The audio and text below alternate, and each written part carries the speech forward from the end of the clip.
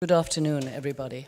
My name is Yvonne Farrell, and I'm really very happy to be sitting on this rostrum with three architects whom we, Shelley and I, respect very much.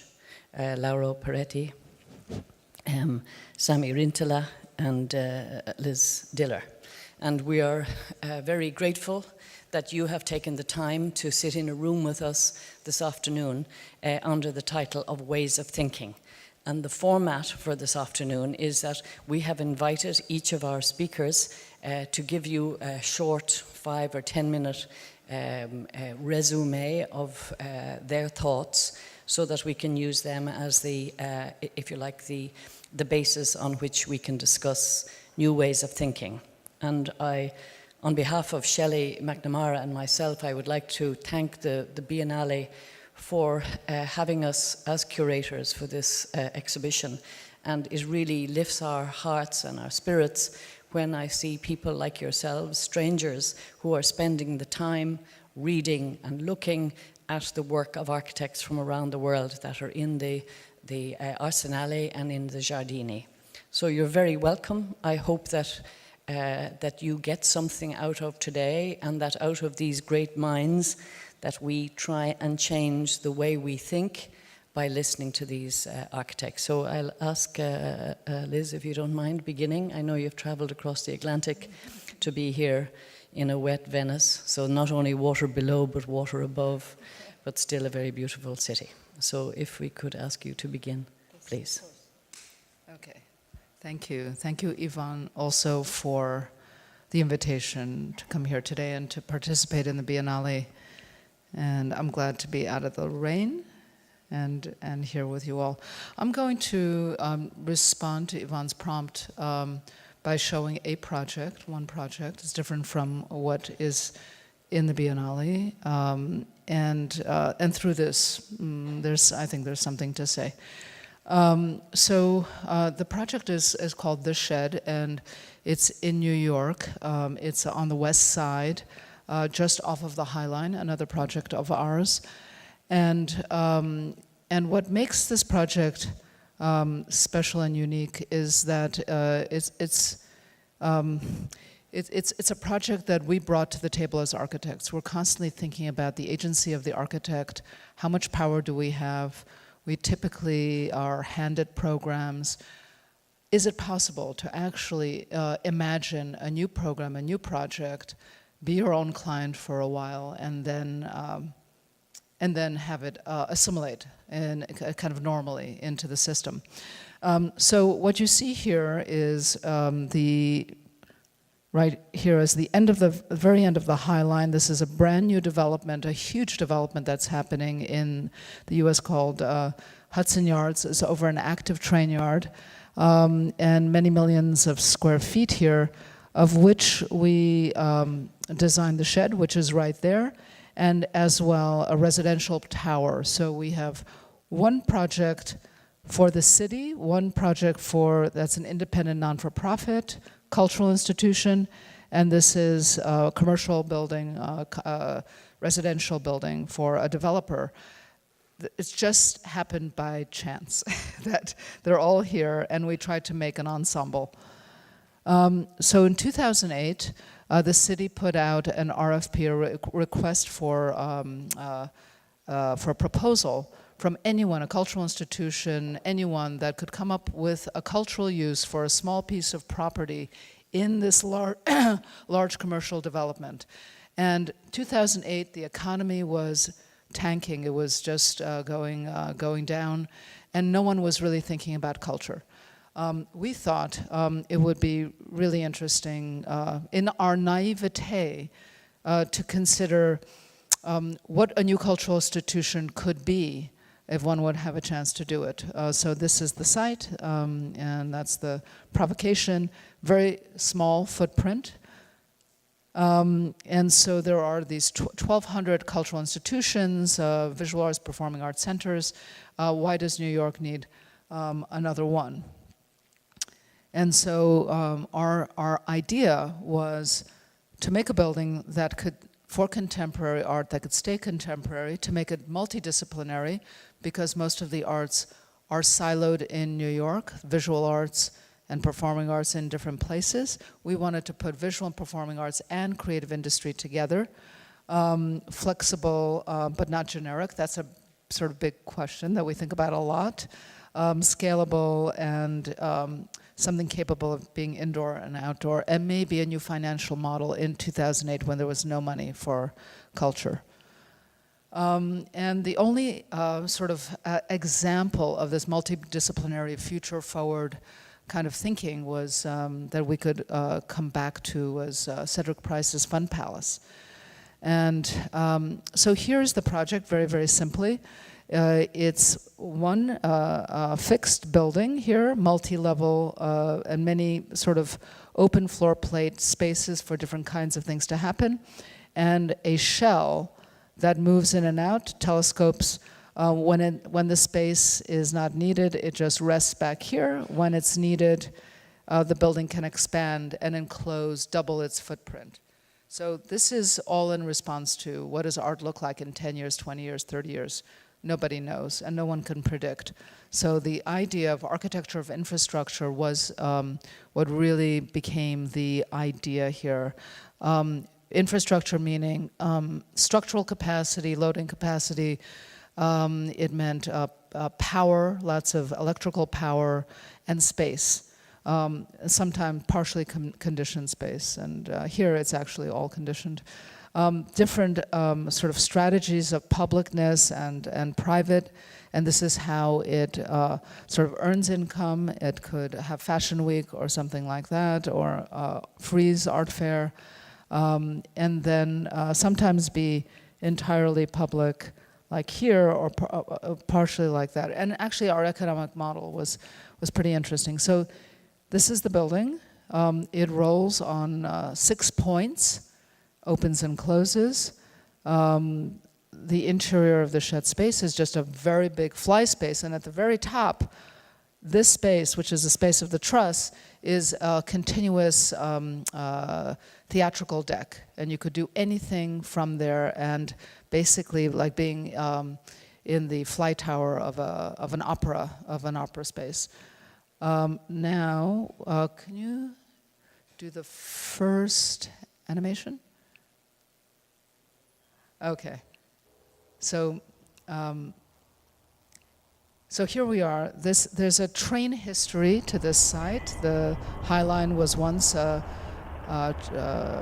train distribution for goods in Manhattan, and there's an active train yard here, like 37 tracks. This is the main fixed building, floor levels of exhibition space, and the steel shed.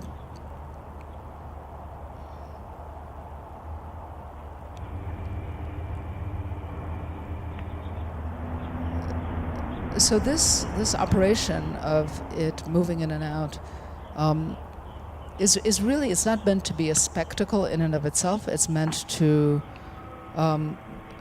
give this extra ability to this very small footprint building, and when it needs the space, it produces space where there was none. When the shed is nested, there's a large open public space also for exhibitions and performances.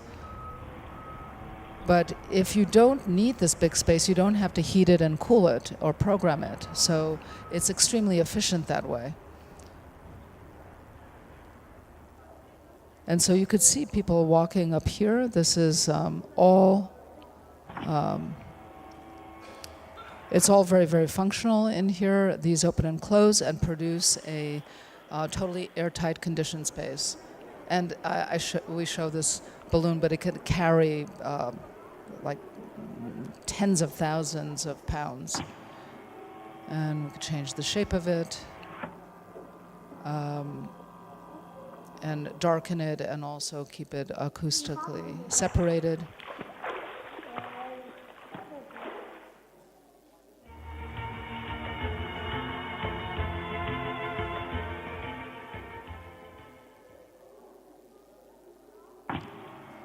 So I have to say, this little movie we made in the studio, and it allowed us to raise a huge amount of money just with this video, because this was there was some money from the government ultimately, and private philanthropy, but it helps to have a little not very realistic animation to help. But you could see the sort of potential for doing so many different things here.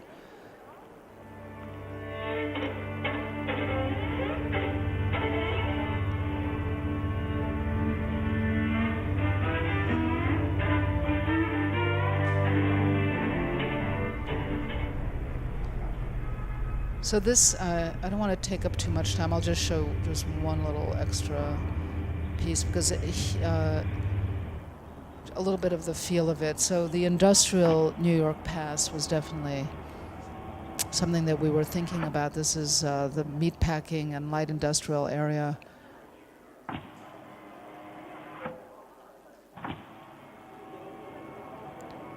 So you can have indoor performances totally sealed off. You could have, something went wrong there. But it doesn't matter. Let's go back to the slideshow, and I'll finish up. But you can have a totally thermally controlled space. You could have semi-indoor, outdoor space. And you could have entirely outdoor space. And this is something that's very unusual in New York, because there's no space, and it's all high-end real estate.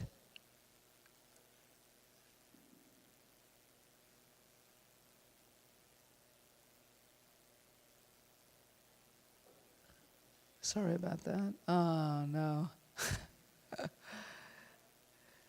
So someplace in the middle. No. Oh, boy. So maybe I'll just say a couple of words while we're finding that spot. So the objective and the point of showing this project in terms of new ways of thinking, we rejected the idea of the normal museum or the normal theater. We wanted to invent a new kind of institution that brought visual and performing arts together, but we actually don't know what art is going to look like. So we took a guess at a building that was entirely infrastructure. And that doesn't mean it's neutral or invisible. It's very, very visible and designed, and it has character. So there are two parts of this. One is the new institution. Two is the way that we actually made this happen. So we presented that animation to the mayor of New York after 3 years of working on it on our own. And the mayor said, "Do you have a business plan?" And we said, okay, what's a business plan? And then we started to, really get all the right people around us, and we proved that actually this is an economically smart idea. And then after another year, the city started to support the project. We started to get paid salary. We got a contract a couple of years later, and the shed was separated from the local city government as a new non-for-profit cultural entity, so totally separate from the city. This is the structure. I'll just do this super quickly.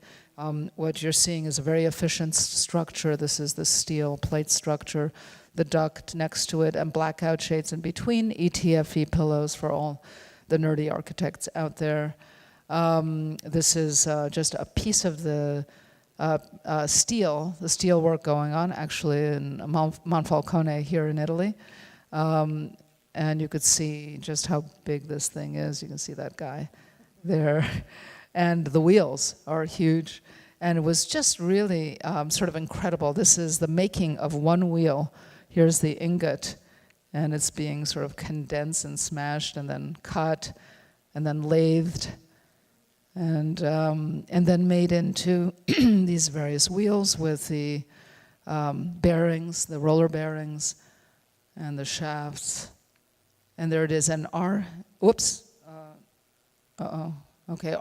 engineer there is really tall. So this is It's really tall.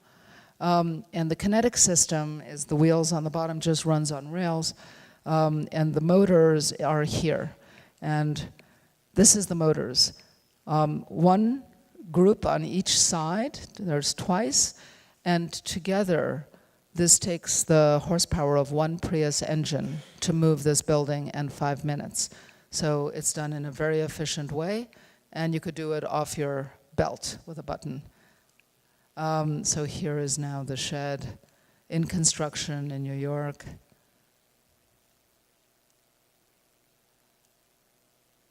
And this is the last little video, and we'll just play this. So fast forward to, we started this in 2008, in the height of a financial crisis, somehow weathered the crisis. Now, 2018, the shed will open in 2019, March 2019. It's hiring 90 people. Alex Poots is the artistic director, and what's happened here? Alex Poots is the artistic director and the CEO, and it's commissioning all new work. I don't know why that's not working. Okay, but you can't get the video to work? Anyway, this is an interim off-site space, because they started to generate programming, because to start a brand new institution, really from ground up, it has no reputation, it has no history, nobody knows what it is.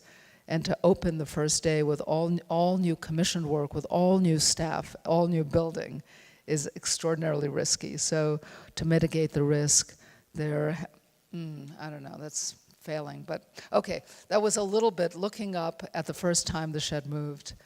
And there's more, but we won't keep going. I went over my time, I'm sorry. Okay.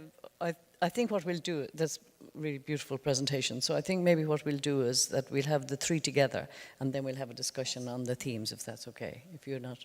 Yes, perfect. Okay. So the next is. I'll pass this one here. It's Laura. Thank you. Hello. First, I don't know if we can switch for my presentation. Anyway, while we are waiting, of course, thank you, Yvonne and Shelley, for inviting me to such an interesting meeting, and also thanks to Biennale and thanks to everybody here. And I decided to show some projects that are in some way related to the idea of free space, and particularly the lens of free space and the statement that you gave us through the manifesto, that is the Earth as a client, has clarified some of my works to myself. And the first project that I'm showing is the synthesis of the Corviale project that I am showing in the exhibition of here. And sorry, here maybe, okay, sorry.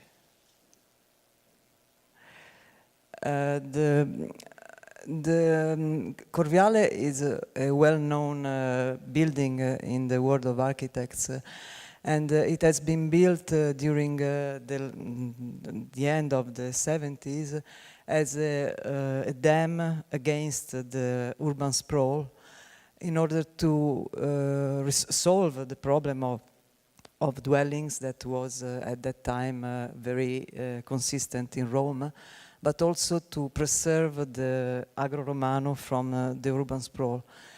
What has been shown along these 40 years after the construction is an extreme rigidity of the system that has been organized mainly in the longitudinal sense. And also the problem of the services that that haven't been realized in the fourth floor that has been occupied by inhabitants, has provoked a certain not an autonomy of the building, but an isolation of the building. And the isolation is due not only from these facts, but also from the fact that the section of Corviale is really conceived as something that has to be detached from the ground and detached from the surrounding reality, and has to be a machine that works alone. What has happened is that this didn't happen. And so in the 2 years ago, I won this competition for changing the public spaces of Corviale. And the first idea we started with is to study the structure of the building in order to understand if it was have been possible to penetrate the building and to make connections between those two worlds that were completely divided. So this is in this photograph here, you see there is this street that is parallel to the building, is one, in my opinion, one of the biggest reasons of the rigidity and of the lack of intermediate scale, because what you perceive today of Corviale is a big building from a distance, and after an enormous building that comes completely against you when you arrive, because of this street that makes all the entrances exactly the same.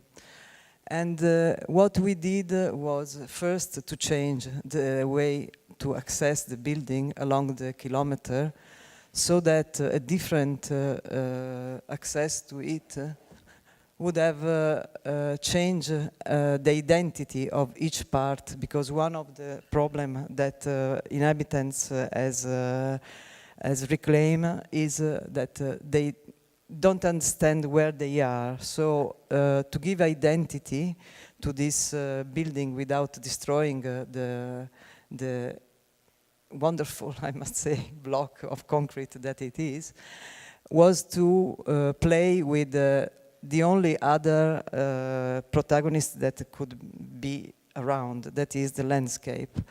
So I decided to make this different way of entering in the building in order to have every time a different entrance to it. We move from 5 stairs to the existing 27 stairs that are hidden through a path that is inside, and so that we have been able to create, those are 12 different sections, but at the end we have more than 12. And to move from this section of the ground that doesn't allow to have an entrance, a direct entrance to it. So the new scheme of entrances from the 5 and the new permeability system has become this. So every time you enter, you have a possibility of crossing the building and to connect the two different worlds. And there was another important moment that is what happens here, where the 2 blocks are splitted in the 9 meters of difference, and the point where we have the possibility of the better connection to the city was the in reality exactly the contrary, the place where all the contradictions comes together, because today when you arrive here you have a bridge or a tunnel to arrive to the other place. So in this is the existing circulation diagram, and this is the actual movement of the cars that completely wrapped the building in a very rigid grid, and so that is not possible to think about this street that is behind Corviale and Corvialino, that is another building 1 kilometer long but lowest, as a street that communicate between those two buildings. So we decided to move for a different type of relationship in transversal sense, also for cars, by enlightening the relationship, but making more fluid circulation in this sense. And what has happened mostly at the ground floor, that now is very ambiguous because it's between those two levels, between the garage and the entrance level, is that we increase a lot all the pedestrian pathways across in horizontal sense, but also in vertical sense. And this, so just to make an example of some cases that we have, this is the existing situation that I was speaking about, the place where we have the split of the two buildings.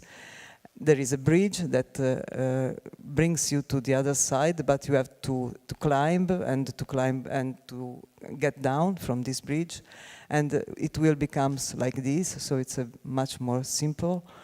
This is the typical situation where you live here. You cannot enter directly to your home while you have your staircase that brings you there, and you can go directly. And this is one of the longitudinal pathways that we have substituted with this, that is in the front of the building. And the other thing that we made is probably the core of the free space in our project is the square. The square that is organized along in the longitudinal sense, but is also organized in order to arrive here to touch the original ground of Corviale, that is the Agro Romano. And there is a big event, I must say, in all the others that we have of transversal. That is this ramp that connects directly the level of the city with the level of the countryside. Here we decide to have a kind of archaeology of the modern, if I can say, in the sense that we decide to empty completely this part of the structure in order to have a bigger hole in this mass of concrete, so that the penetration that you can have in the longitudinal section can arrive and liberate in some way the other into the other landscape. And of course, the ramp is not this building that we put as a node of the project. That is a civic building we called a center for the development of the biodiversity. We decided to give this name and this function to this civic building because a lot of people in Corviale has developed their own, by their own, an activity, a spontaneous activity related to the countryside. So what is in my thinking, the idea of having this building here is that they need to develop the work, because many people that live here are poor people, so they don't have work, they are searching for new works and so on. And so maybe the really meeting between city and countryside can be a place where they can develop not only their own activity in spontaneous way, but where they find instruments to go on in developing another, in order to their spontaneous activity becomes a work. This is the Palladino sculpture that is one of the requested of the competition, was to have also pieces of art in the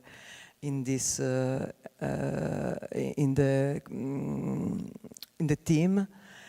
And Palladino made a very, what I call the crossing, because he places the sculpture here. That was the most difficult place for us to understand what to do, because it's the most free place we have, but in some way the most potential place to play the game between open and close space. This is the way we represent the landscape here at Biennale. But we have discovered by doing how to represent the landscape, an image of landscape, we discover also a way to study the landscape itself, in the sense that we search for layered places in the countryside where all the vegetation were present. So it has become a way how we will develop further the study in the landscape. This is just for you to understand what we are dealing with. So this is the city, and this is the fantastic countryside that we have there. After this, I will go very quick in another project that I have the opportunity to do some years ago that is completely different, because I had the opposite problem, that was to face with such a natural place, an incredible place. It was 160 hectares of territory. It was a kind of geography, because it was tensed between this incredible mountain and a place in the sea. This is in Sardinia. And in this place we have there was already this horrible building, complex, touristic complex, and the request was to make of this territory a new touristic destination. Of course, I must say, it's very simple to understand what was my problem. How to deal with such an incredible place without destroying, and how to recuperate and how to reintegrate this part in this landscape. So we have started a very deep research on first on topography, because as you saw in the photograph, the mantle of vegetation was absolutely continuous. So it was even difficult to understand the right topography we have in front.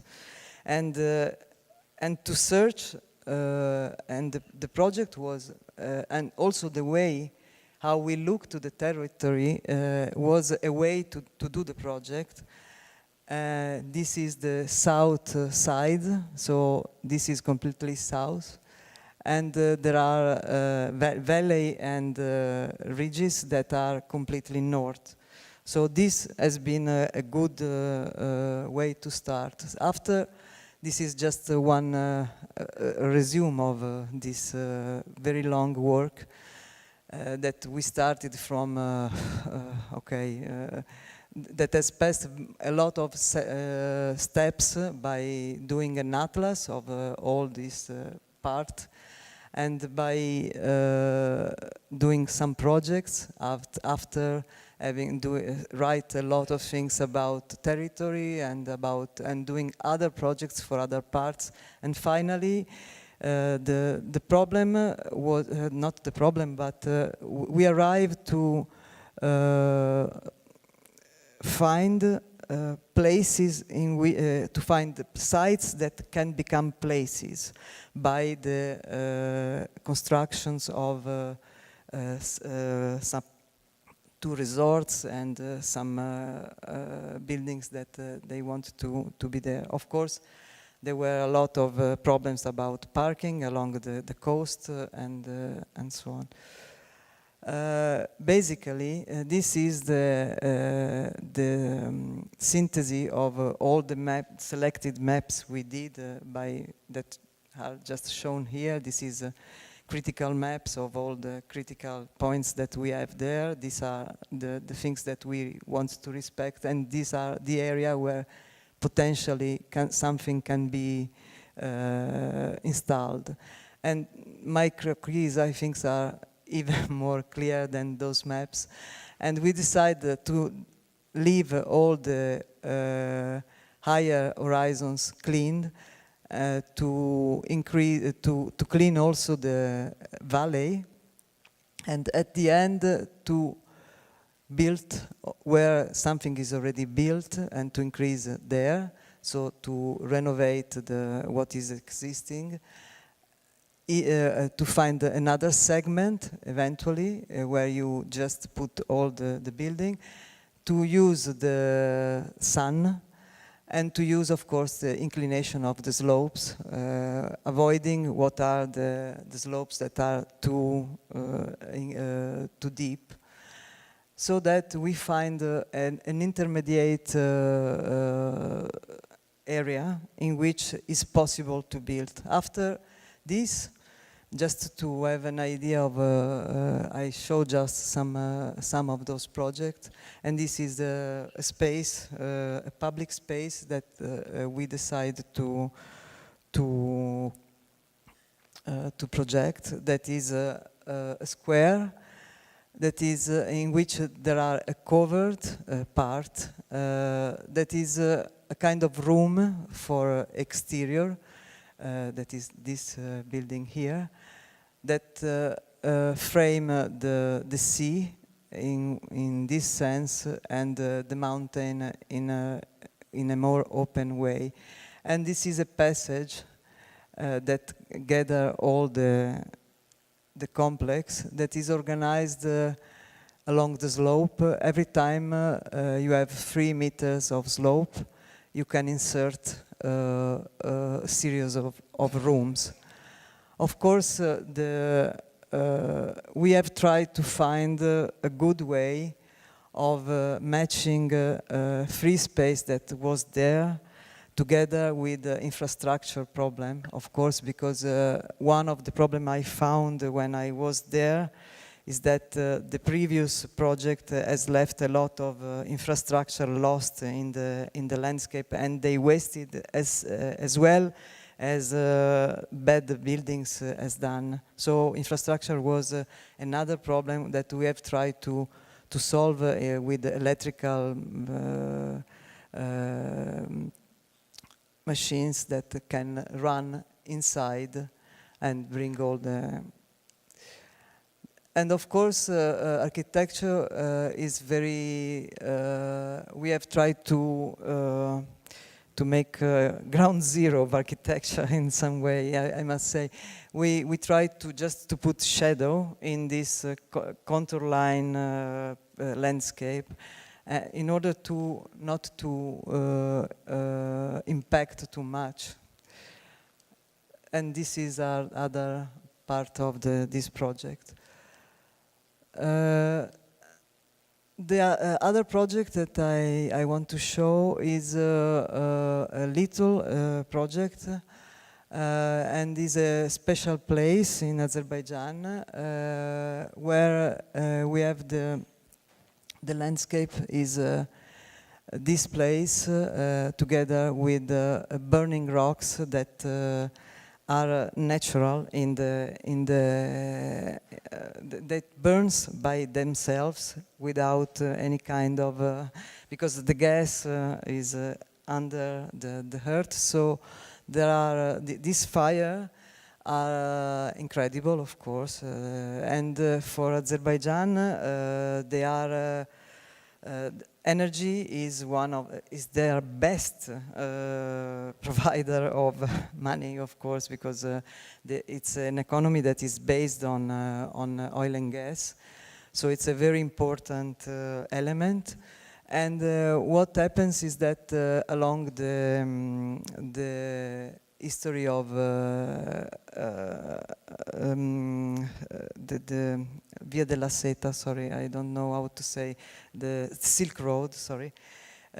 Marco Polo talked about these fires that he found as something very incredible. So here we have the territory where we decided to make this museum. It's a museum of energies. And the topographical situation is that you actually arrive from the road and you access directly the fire. And I decided to make a pathway in order to arrive to it. That is a pathway of knowledge. And of course, the shape is something that reminds the cycle of energy. And the idea is today to enter here, to have the museum that is developed with multimedia technology. I made this with Symmetrico, that is a company that is specialized on this kind of things, and we used to work together. And inside, the pathway is starts with a room in which fire is a kind of witness that brings you to discover all the different type of energy you can have in the earth. So it's at the same time that is a discovery of the landscape that is around, because here there is a city, here there is a sea, and here there is the desert land, where there is a lot of wind. At the same time, you get into the story of energies.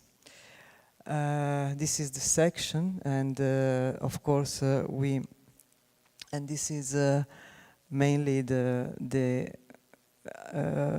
what you have inside. Of course, it's also something that is pedagogically studied, and inside, and what is, I think it's very important that we have maintain the topography to flow inside, to create another world inside, and respect to the outside world that is a garden.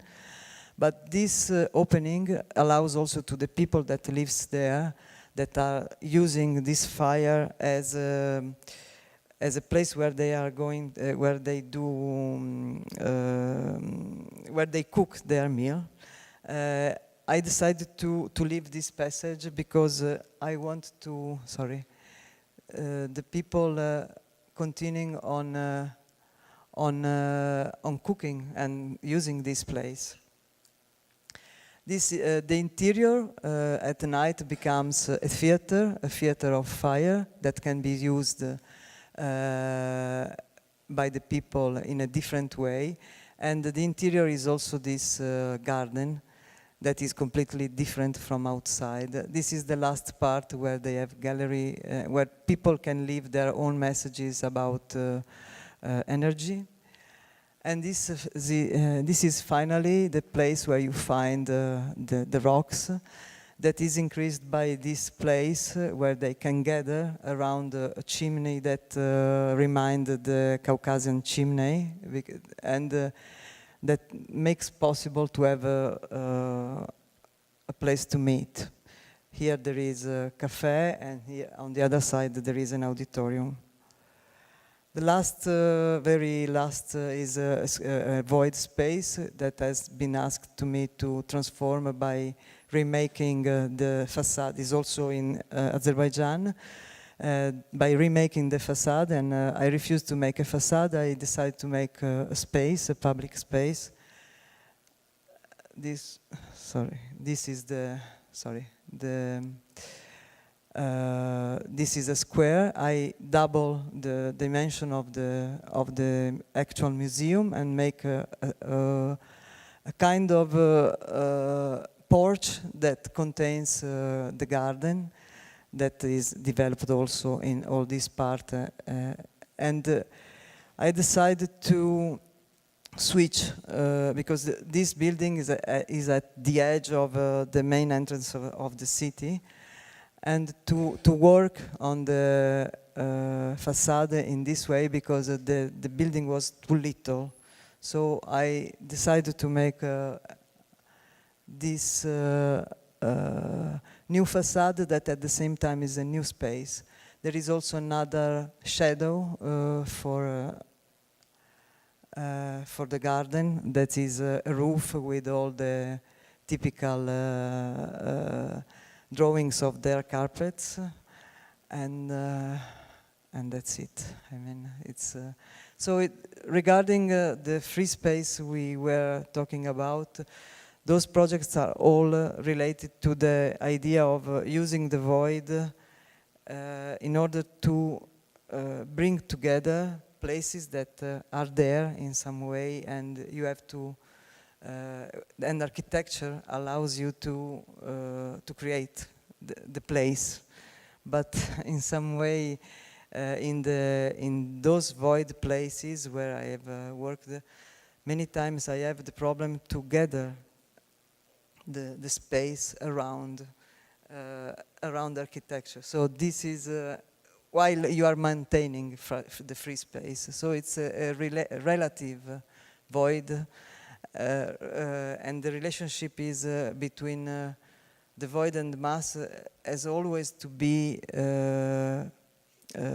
measured with the context that you have. So sometimes you have to create the void, sometimes you have to create the space that is already there. So that's...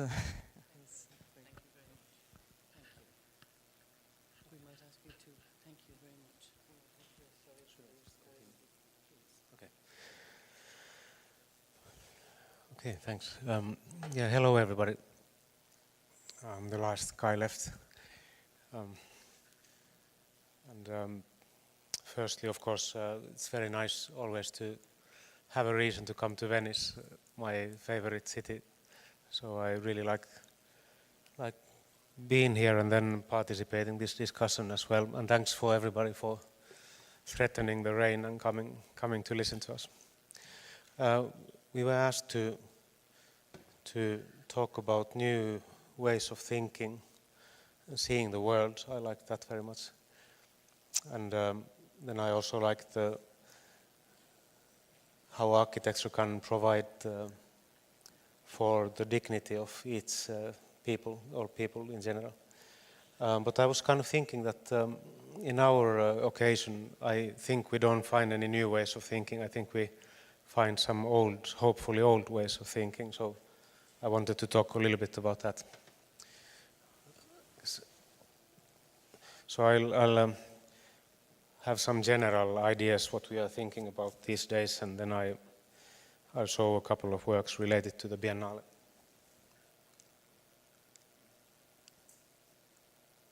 Okay, yeah, so 5 to 10 minutes. I present a problem, and then I try to say how we are trying to use old ways of thinking to solve it.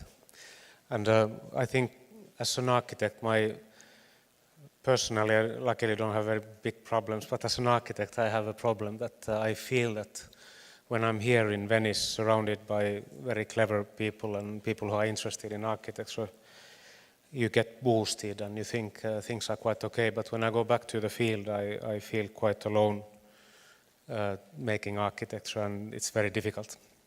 So I feel like the opposite has happened, that when I was a student I used to read a book called Architecture Without Architects, but now I feel it's much easier to become an architect without architecture. So that's our problem. So this is my friend from Japan, architect Ryo Yamada, visiting me at my place in North Norway where I live, and we made our own architecture because we didn't have any job, so we were doing this nice place to sit and watch the sea. because that was our only project at that time. One way we try to, a kind of old way to do ourselves more powerful as architects has been so far to do everything ourselves. If somebody is not wanting us to build a house, we just build one or something else. So we have learned to build. That's a very nice thing to do. And we have also enlarged that way of building to teaching, so that we have now had a lot of workshops for students where we design and build something, whether it's a small project or a bigger one. And we have noticed that that has a very good learning curve for us and for the students. It kind of demystifies the thing that happens on the construction site, and you become empowered as an architect, a kind of master builder almost, if you do it plenty enough. And I liked very much the previous presentation about the making of the wheels, for instance, was very nice pictures, because I think knowing and enjoying that kind of process is very essential for good architecture. So far we have had 171 workshops, and next Monday starts the next one. And the results are usually we are using wood because it's very easy to cut and join with pretty cheap tools. So it's very democratic material. Plus it's the only material that grows by itself, and you can use it for every part of the building, from structure to detail, even decoration. So architecture is usually in the kind of public discussion outside our professional sphere, thought as a kind of cultural and political or artistic expression of a level of any given civilization. At least when you look at the old civilizations before us, you often kind of make their level compared to how they were building stuff, what kind of buildings they were. You try to read their minds through their buildings.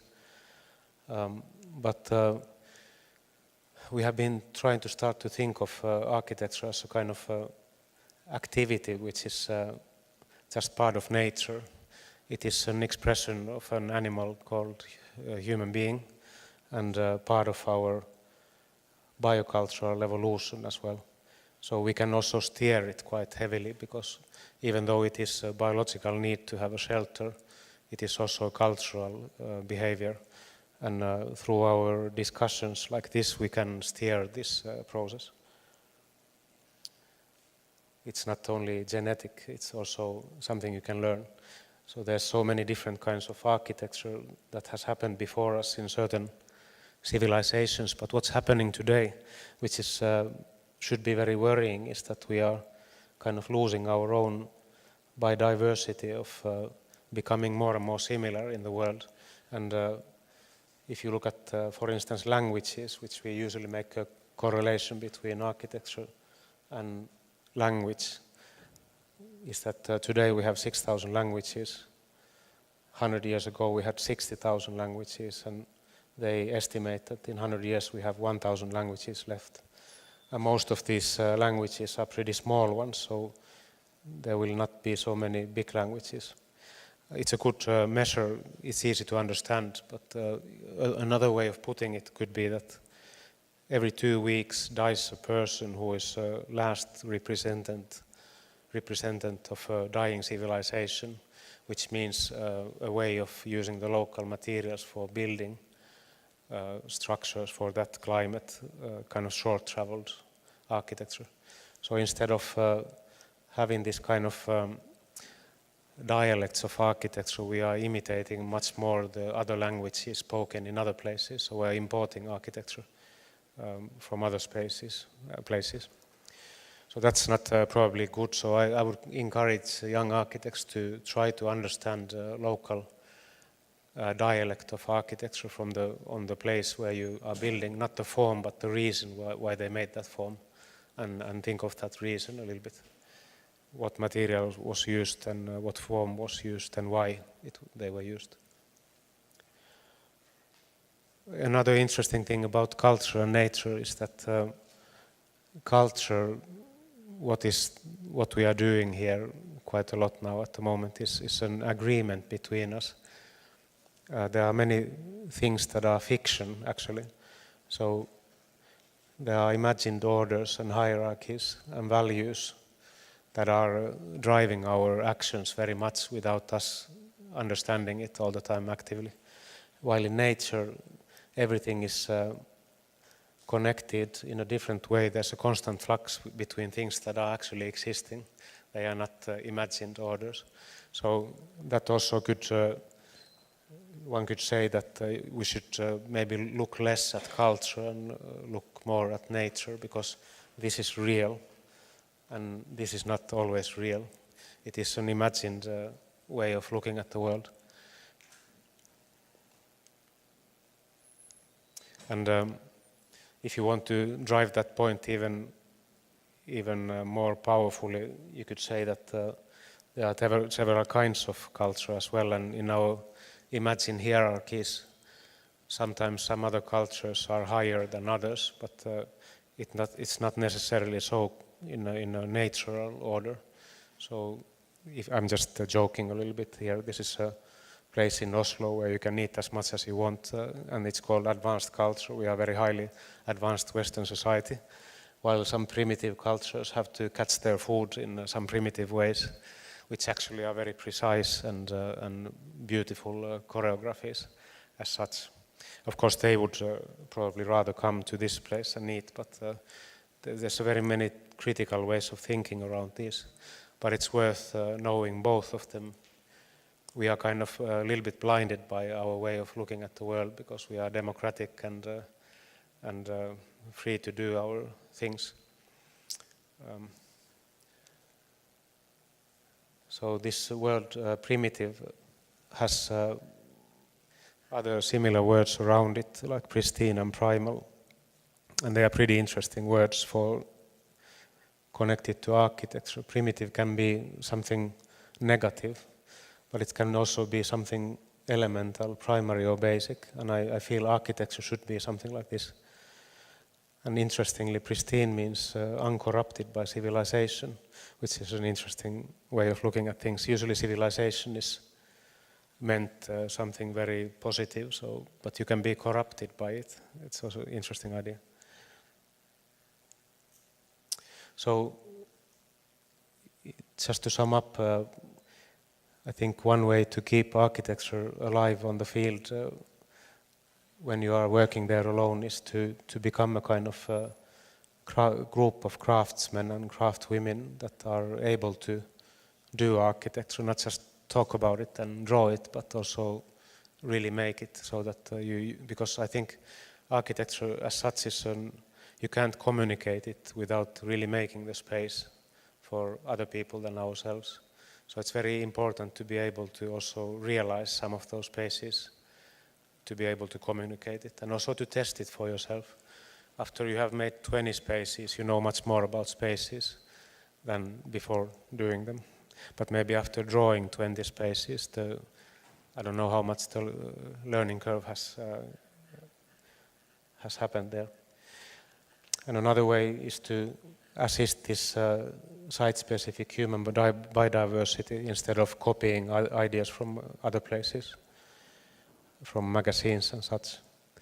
And then about nature and culture is to combine and make collages and cultivate things that really exist in the site where you are. And you don't need to be kind of jailed by the imagined orders and created desires by the clients and the systems around you. That would be optimal, but very difficult, I'm sure. And then I feel that architects should take fully responsible their role as a public person and enter the political discussion and debates and read a bit more about other things than architecture, so that they are able to discuss these things with other people. So we don't talk about architecture only, we can talk about why architecture is important related to these subjects. So here are some books that could be nice reading. We already discussed earlier about Jared Diamond today, and that's a very interesting book about why some civilizations were doing better than others, what they were doing with their resources, and what kind of attitudes they had. And then about the craft, how to craft things. We are not thinking with our heads only. Science knows today we are thinking with more or less our whole neural system and the body. So doing and thinking together is much more effective than doing them separately. And this is a good book to read by Richard Sennett about this. It gives you nice tools to discuss more about this. One space we created, I just wanted to have one project shown in North Norway. So this is what we feel. We have built it ourselves with our students and on the site and trying to use it local materials and think about the local climate. In Venice Biennale we have had a couple of times before 2000 we created a public space on a barge and shipped it to Venice. It was a public park. So we have tried this a little bit before, but that time it was called 60-minute bang because we had a big compost under here. So these 22 oaks were being nourished by 1 hour's worth of human waste from the city of Venice. At that time the waste system wasn't so good in this city. So they were pumping some of the shit in the canal and we were kind of commenting that why not to make a nice park out of the shit instead of pumping it into the canal. The theme was less aesthetics, more ethics, so it was trying to comment on that. And then 2010 we made a small meeting place. The theme was meeting people at that Biennale. So we were doing illegal structure by piling pieces of wood very quickly and making a fireplace that was there for 5 minutes before this fireman came and said that this is not allowed. So it was a very stupid project, but the meeting place was very nice. Miilu means place to make tar in Finnish culture. And then we have been kind of shrinking. The last time we were here before this was that we just made a void with this. We were giving this object and this space, so we created a void here. We felt that we kind of didn't have anything to say about that situation, so we said that, found out that an empty space is not necessarily a problem, it's a possibility in many Asian philosophies, that in our Western thinking, lack of something is emptiness, while in Eastern philosophies it's a possibility for everything, so we wanted to kind of keep these possibilities without doing something specific that time. So I'm very happy that this kind of problematic way of seeing architecture, we could again come back to something more functional and make a dance pavilion in Forte Marghera, so I hope people have a chance to visit it. The story behind this dance pavilion for us was to express that we are in Venice, not just the site. I will tell about the site more later, but also about the atmosphere. And there was one cliché I had to just think about, and that's the death in Venice. Everybody has read the book and seen the film, but there is something in the film that I just had to produce in this project, and that is these textile roofs and the pillars in Lido that this young boy is going about under the gaze of the composer. I was yesterday in Lido once more just to see this again. So there's something powerful about being in Venice and being surrounded by water and stone, and then you go to Lido and then you see until the end of the world where all the ships from Venice were sailing to. So it's kind of the other dimension of Venice for me. So we were maybe thinking about that, and also maybe in the architecture a little bit very simple Japanese or Indian way of using wood, just to join it together in a kind of way, very simple way, thinking that this is the other end of the Silk Road, and the other end is having this kind of architecture as well. The people here know that this site is full of people sometimes when there's cultural festivals. So we were trying to put this piece a little bit on the side of the main space so that it's between these trees, and there was just enough space between the water and the castle. The distance from the castle had to be something like this, and then there's a backside here and some trees, so we could just sit in between there and relate to the old castle and to the waterfront here. And then inside there's a small courtyard with a textile roof, which is creating a little bit shadow here, so it's not so hot inside. The idea being that you can sit around here. There's a small stage for a small band, and then there's a small bar on the other side here where you can serve things here. Seems to be the most favorable place for people to be. There's a lot of tagging here, which is a sign that people are actually using it. Here's from the opening with people. So quite many people can be simultaneously here. And some detailing. We couldn't make any holes in the ground because this is historic site. So we thought about Nordic skiing and made these small skis under the pavilion. So it's just standing on the T form, and some water systems as well. Details. And very important part of this project again was the construction and the cooperation in it with a local group called Biennale, who is started by reusing the Biennale materials in the very useful projects for immigrant housing and such.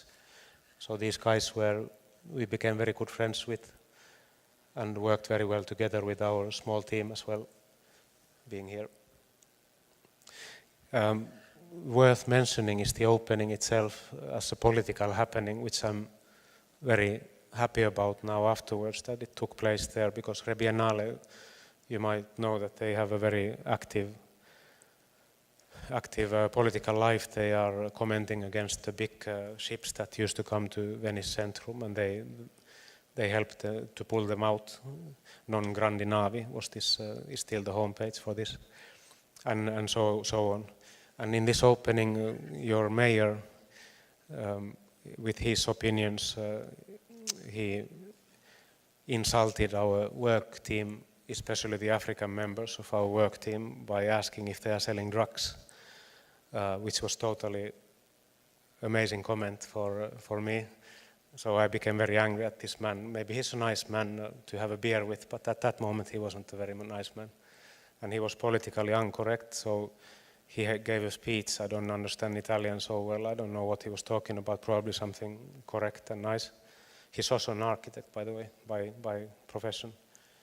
But I said in my speech that the place we have created here has pluralistic values, and everybody is welcome in this place, and we support Biennale politically. So just want to mark on which side we are standing on this.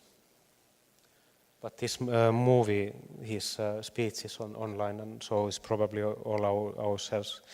Our Biennale friends, they turned their backs to this signore when he was speaking, just showing the Biennale logo towards him, and that was quite nice, silent political activism. But we can talk more about this later. Thank you. Okay, thank you.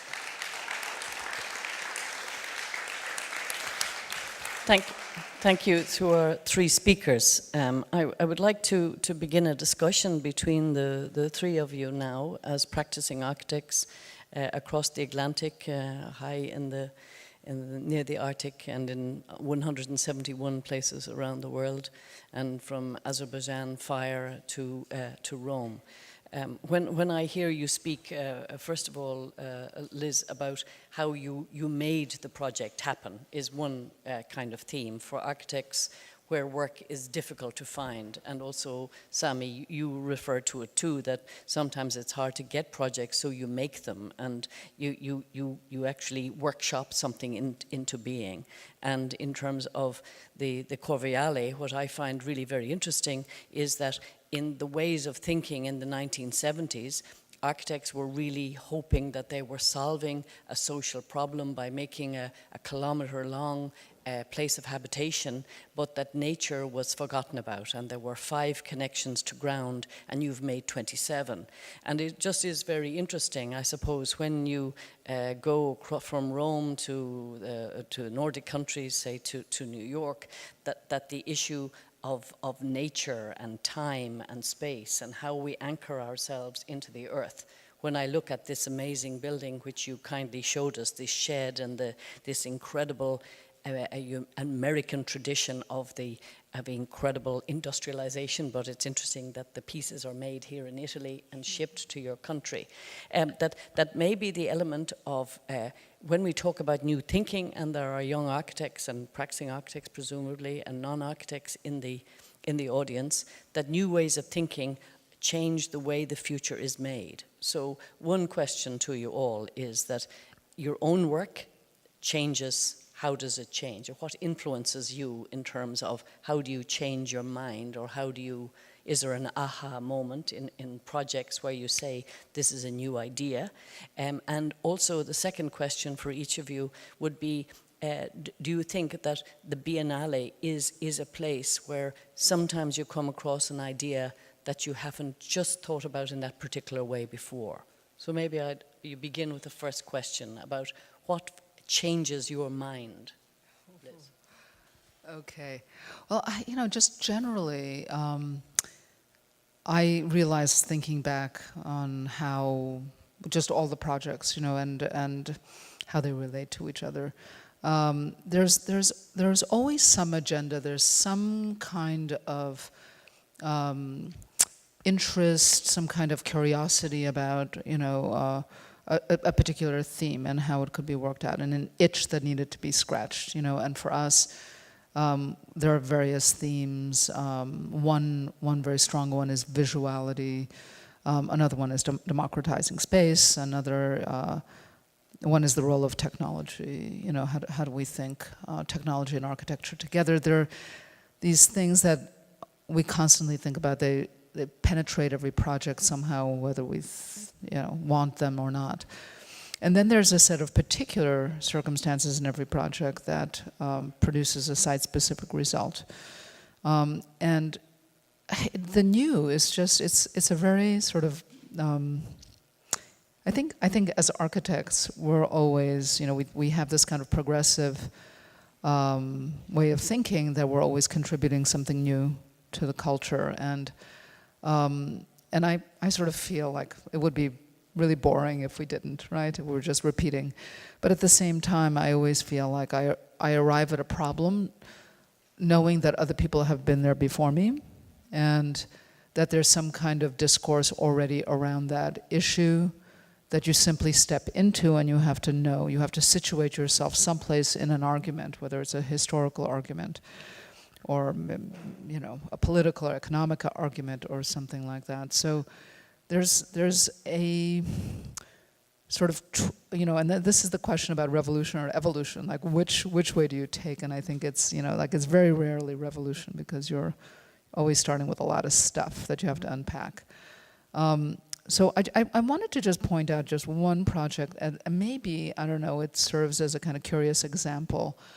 The High Line is a linear park in Manhattan. I showed it. I didn't really show the project, but it was, it was designed in from 2004. We're still working on it. This linear park. It became. So the reason for the park, like why it was interesting and new at that time, it was New York City needed a green space in that part of Manhattan. There was no green space. So it's very interesting. The three of us, we're like right inside of built space. It's all built, and you have to figure out what comes out for something new to happen, or what was under there where you've been. So in this particular case, there's a piece of industrial infrastructure that's obsolete, that in a sea of open parking lots, and very unusual in a real estate-oriented place like New York. And the reason was that they felt that this piece of infrastructure was an eyesore, and So the mayor of the city at that point signed a court order to tear down the High Line.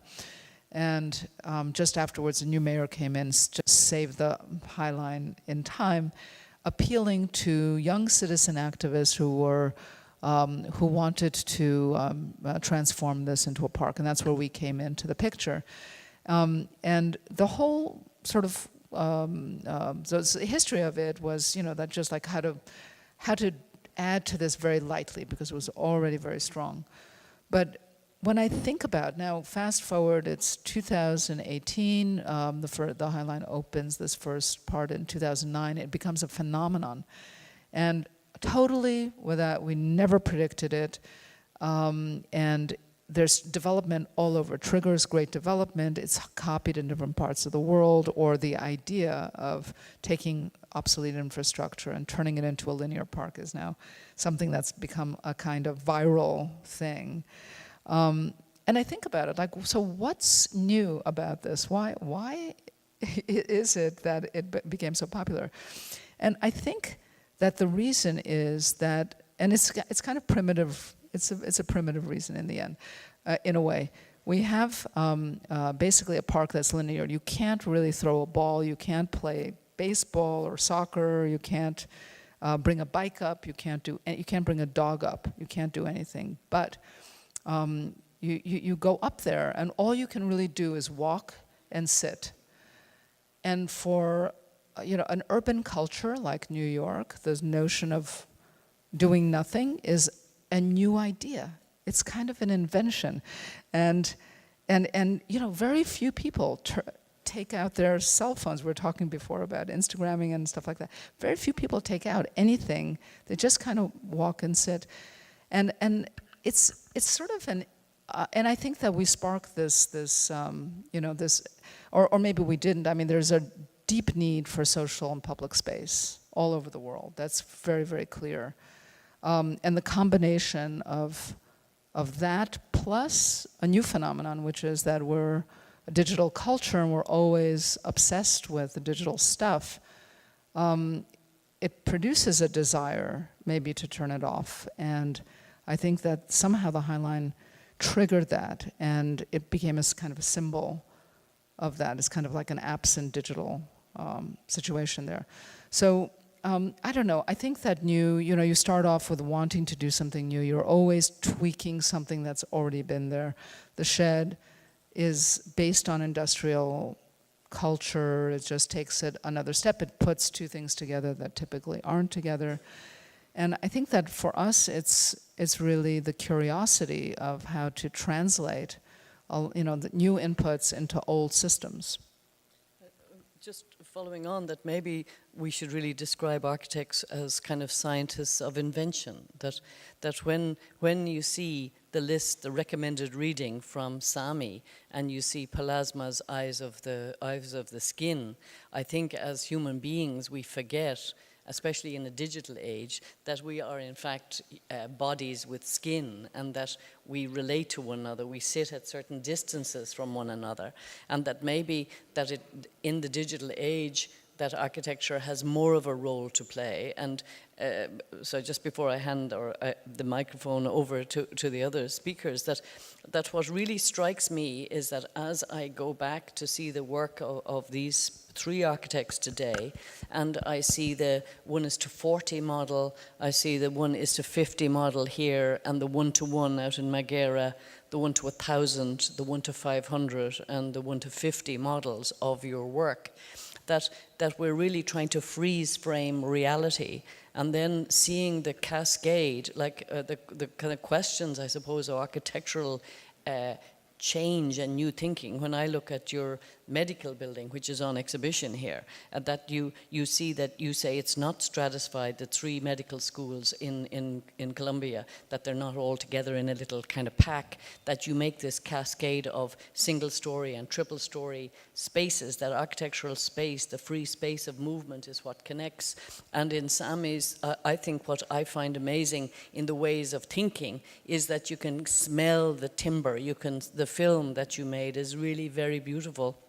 And I took the opportunity this morning of sitting there and just looking at this black and white film of the making. And you talk beautifully in the catalogue of just in terms of the collective, the working. Excuse me, sorry. Just I find the thing of the social function of architecture really the instead of consuming, that we communicate.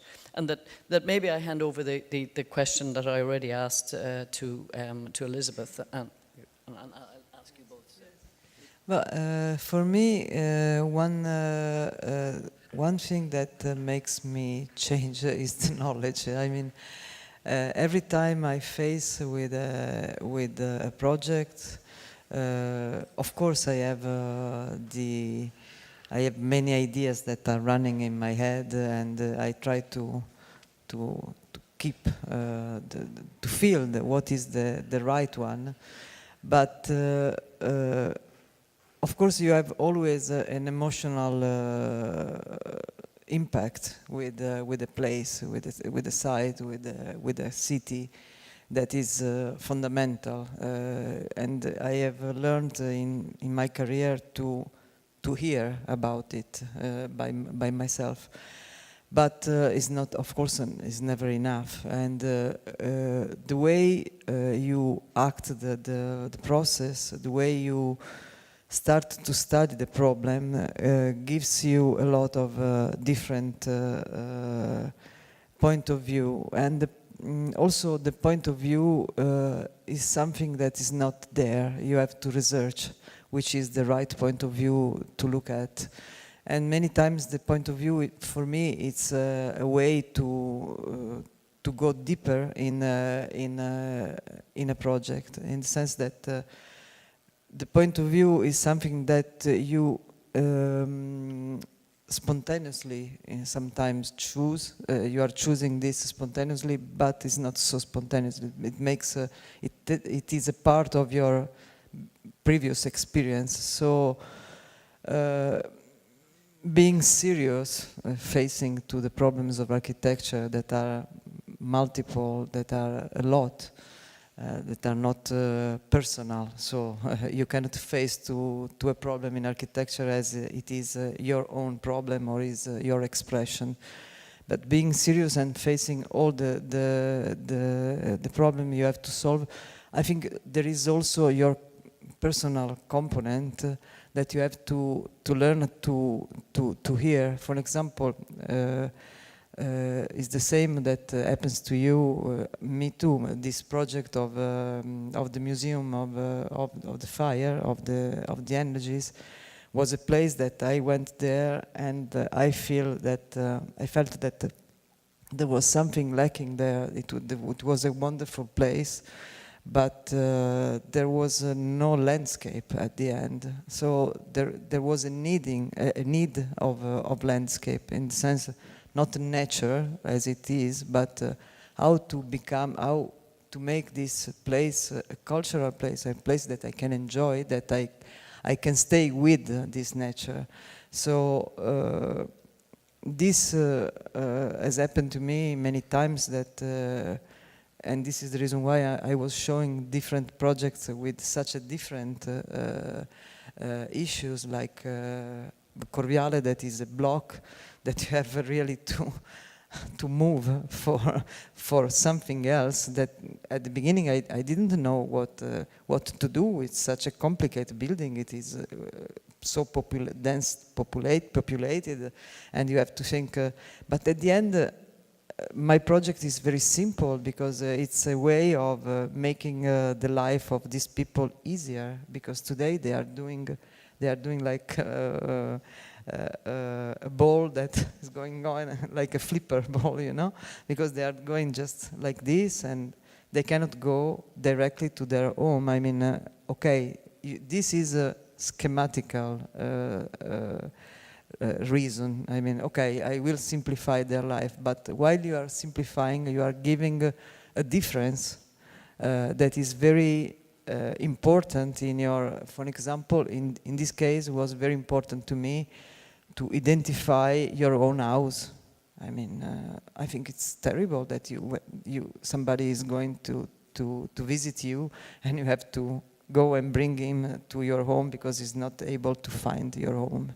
That means that you yourself, you don't have an identified house. So, and passing through the personal to the general, there is always something that is that have to move your emotion in some way in the space.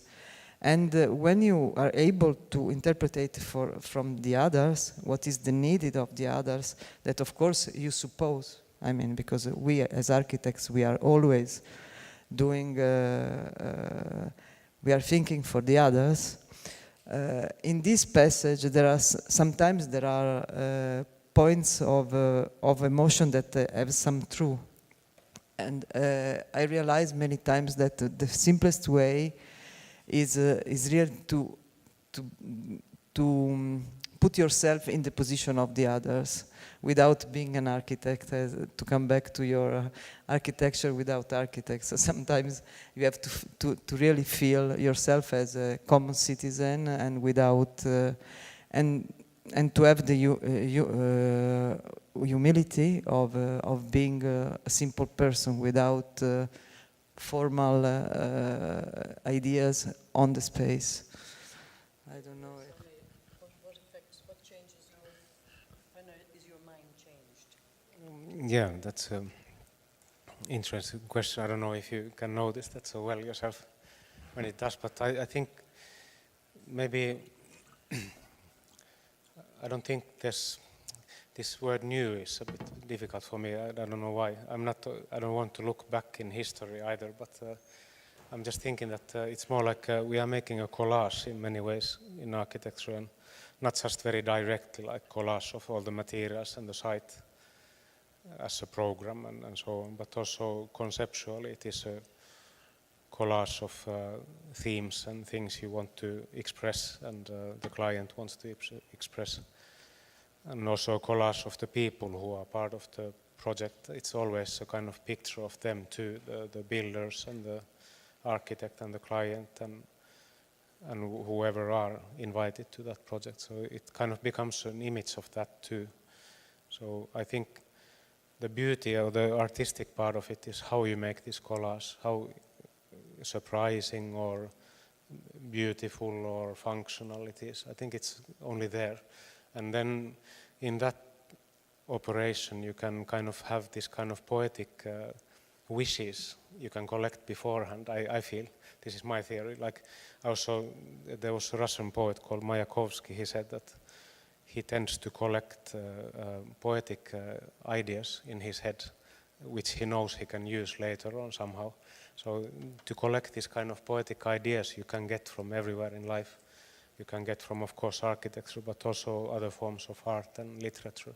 And then you can try to express those in your collage in some ways that you can't really tell in language, but I believe a little bit in that.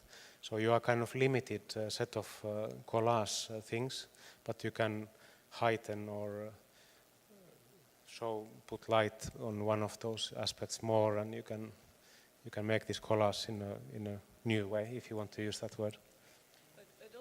New is necessarily, thank you. I don't think new means that you have to throw out the past.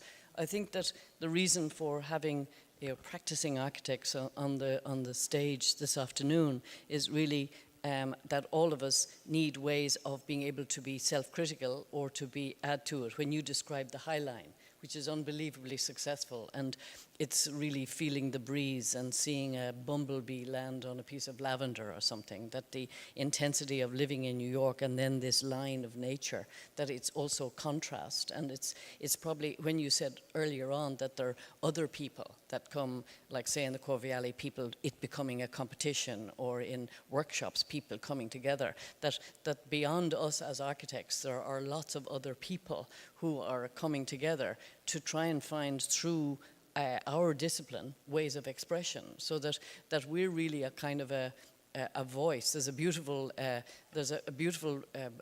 few words by Peter Rice in the exhibition, and he says, when you draw, you can go to places you've never been.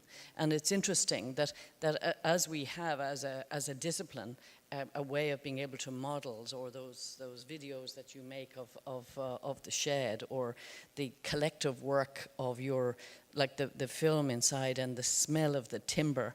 And when you talk about the Corviale, that it seems to me that making 27 entrances instead of 5, and you talk about the humanity, that really as architects we are, if you like, civil servants in the real meaning of the words, that we are servants of society. And that I suppose the interesting thing about a Biennale is that it looks as themes, and this afternoon new ways of thinking. We can leave out the new to satisfy Sami and just say ways of thinking. And what changes our views? Personally, when I sit on a piece of timber in front of the words of Maneo, Raphael Maneo in the Corviale, and there's this incredible piece of writing about free space, a photograph, a plan, and a big log of timber, and you hear an architect with wonderful experience trying to speak through words. And those words I will carry around like a well that I will take a bucket of refreshment from, because listening to you three here on the stage, trying to find within your work what will sustain other people. That we're all, what's the line from one of the Monty Python, we're all individuals, that yes, we're individuals, but Sami, you also talk about, you also question the thing about individuality in the catalogue.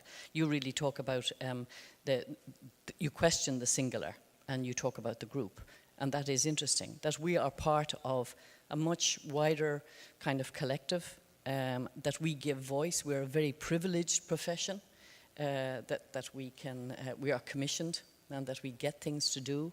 But it's also a huge responsibility. That's why we ask the question, okay, we're scratching out new for Sami and we're saying ways of thinking. So the ways of thinking is really what we're interested in. Yeah, I need to be more precise because now I sound like a really troubled guy. But that's why I'm here. This is a different thing about newness. I think there's a kind of frenziness about creating something new in the field of architecture in general.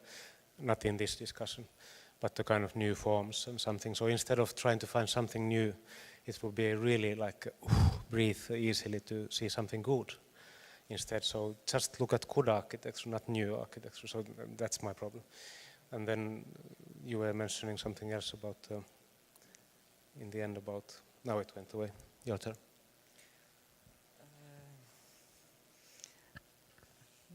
Okay, I mean, I'll just contribute a little bit to follow on some of your, your thoughts about our responsibility. Like, what should architects be thinking about now? I mean, if we do have the agency to do something, to invent new projects, and not just to, let's say, be a service industry, right? So, what matters? And this is something I think about a lot. And I think that we're probably geographically we're all distinct in different parts of the world, and maybe it's not always the same what matters.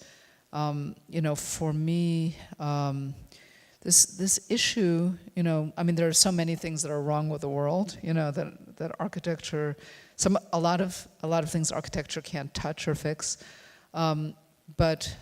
But one thing that I obsess about is issues of the speed of the transformation of our culture.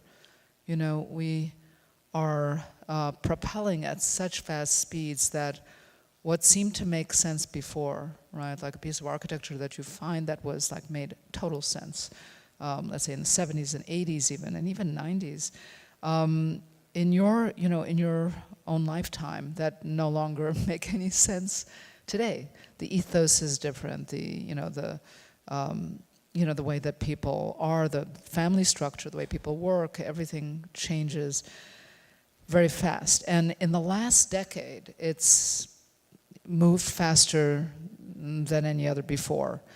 And the question is, what does architecture do with that? Because, the way that we think of buildings as permanent, right? Like a good building is one that lasts. that means something, that continues to mean something in 50 years and 100 years.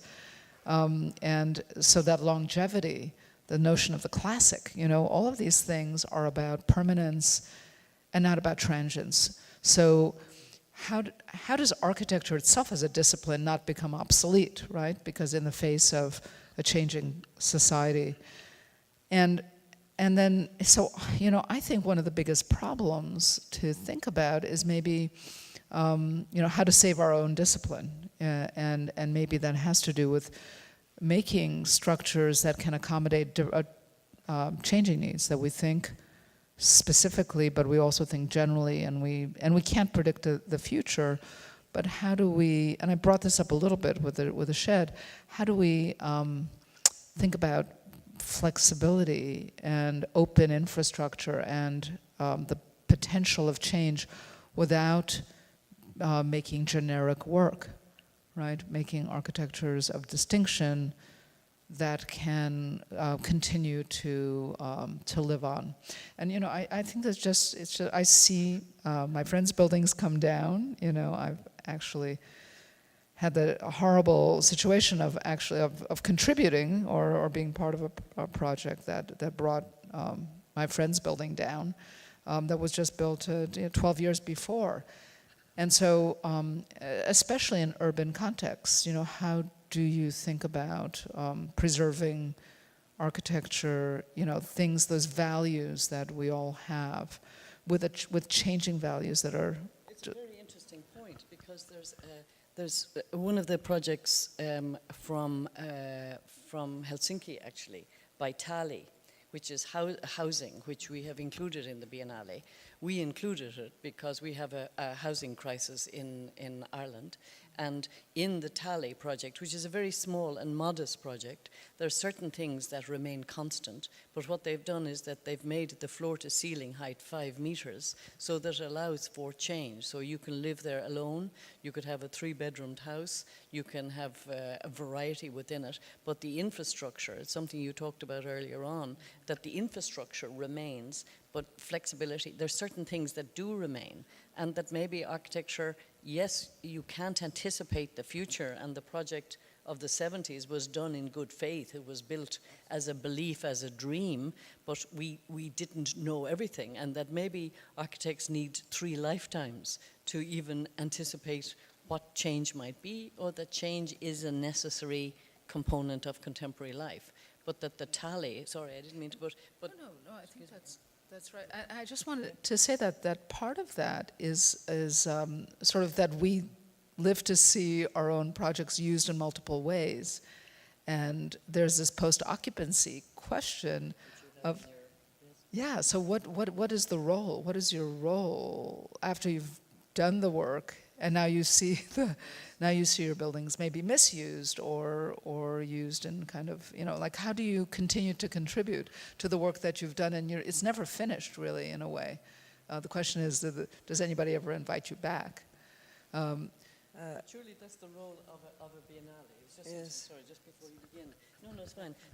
That really we are a community of architects. That we look at your work, we look at your work, we look around, we share, and that we learn from each other. Surely that's the essence of a Biennale, that every 2 years in architecture, that we can look around at colleagues, in this case it's 100 people around the world, and for each 100 there are at least 20 or 30 or 50 more people doing the same genre who are doing it really very good and very well. That maybe we need to learn from each other, that maybe ways of thinking, with the new gone, the ways of thinking is really that we really sincerely learn from each other in a much deeper kind of way. We watch each other not as colleagues, as opposed to people who are going to kind of nick projects from us. That there is a culture of sharing experience. By just watching. Excuse me, sorry. No, I just want to say that in this Biennale too, there is an example. Robin Hood Gardens, that is a project that has been done at the same time of Corviale, a little bit before, but it was an exemplary project that has been demolished. And before coming to Biennale, many times when I do a conference on Corviale, I used to mention this project because the different destiny of those two buildings, we have to consider that it is due also to a different view of different cities. London is different from Rome. The great pressure of development in the center of London is different from the pressure we have in Rome, of course. So sometimes we can do something for this, sometimes we cannot do anything, because Robin Hood Gardens was an excellent building, and all the architects in the world has signed for maintaining this, and at the end I think exploitation has won on it.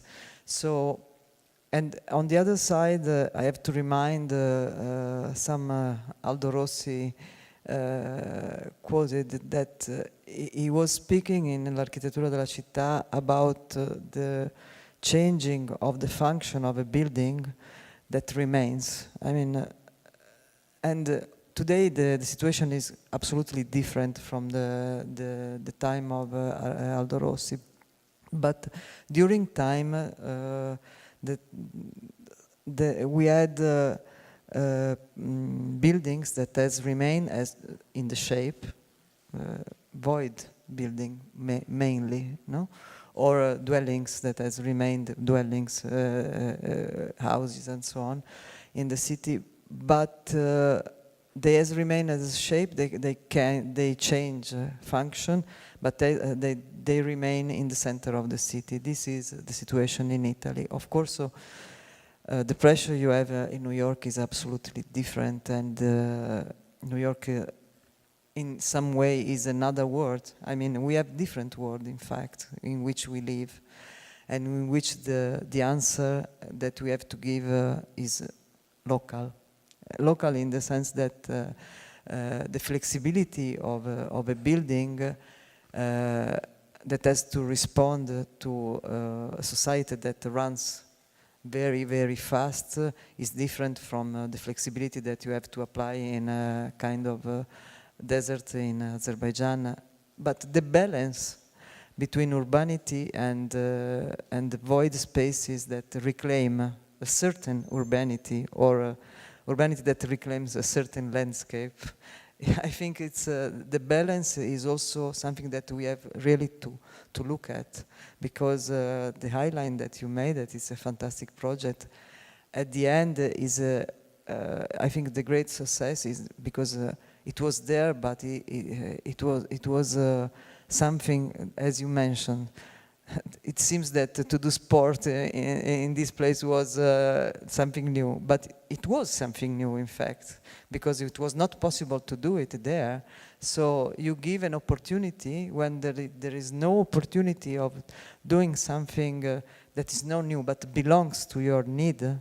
This is new, I mean, or this is old at the same time. Yeah, I agree on the Biennale being a place of learning, and in that sense it's very educational task it has, that we can learn from other projects. And I would like to lift one project we discussed earlier today also about the Tetsuka architects' kindergarten, where there's a round building where the kids can run around on the rooftop, so it's full of playing machines and stuff on the roof. And that's, if you want to say, it's a very primitive need for kids. If you have a possibility to run around something in an apartment or somewhere, and they have taken this need and turned it into architecture, I think that's brilliant. After that, you don't have any questions about the building. You have found a kind of part of collage that carries the rest very easily. So I think that's, for me, architecture, that's a new way of thinking, but it's based on something really old. We just need to observe our everyday life as if it was something new, to realize the kind of the middle part of the donut that we can't see normally, that there is actually good stuff there too. It doesn't need to be something extravagant. It could be something really basic and primal in that sense. I just want to keep an eye on, excuse me, are we okay for time? We probably should, unless, are there any questions from the floor that people would like to ask? Yeah.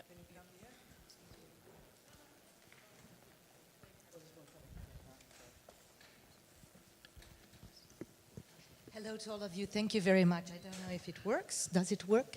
Yeah, I enjoyed it very much. And I enjoyed very much all these turns that happened, like these are not new, but old ways, so take off the new. And the void thing, and also the way you finish, because I think that what was perhaps missing while being present here was the fact that you were speaking about people, but people were not really evoked from the very beginning. I think that when there are new ways of thinking in the minds of architects, this is because they are able to sense how things are going around them.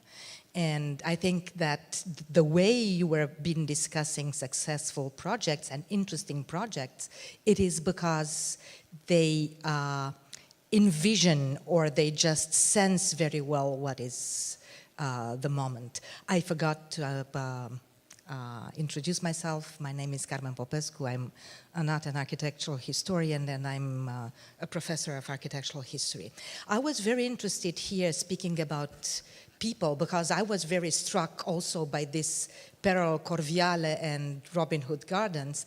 And I was thinking, obviously, because these were buildings that were not for those people. They were for a set of mind of how the society should work, and people didn't know how to use it. Look at Unité de l'Habitation, because Unité de l'Habitation, finally, if it is successful today, it is because it's inhabited by very different people than were supposed to be there. So I was interested in the way the four of you address free space, how you introduce this connection with people. And I have a very specific question that I keep in mind for a couple of months when I read the first time of the shed on the efflux. I was very much interested to hear more why you chose the shed as a name for it. Well, I have plenty of answers, but I would like to have your answer. And I have a tiny little question. Were you interested in terms of democratic space? Because you mentioned that.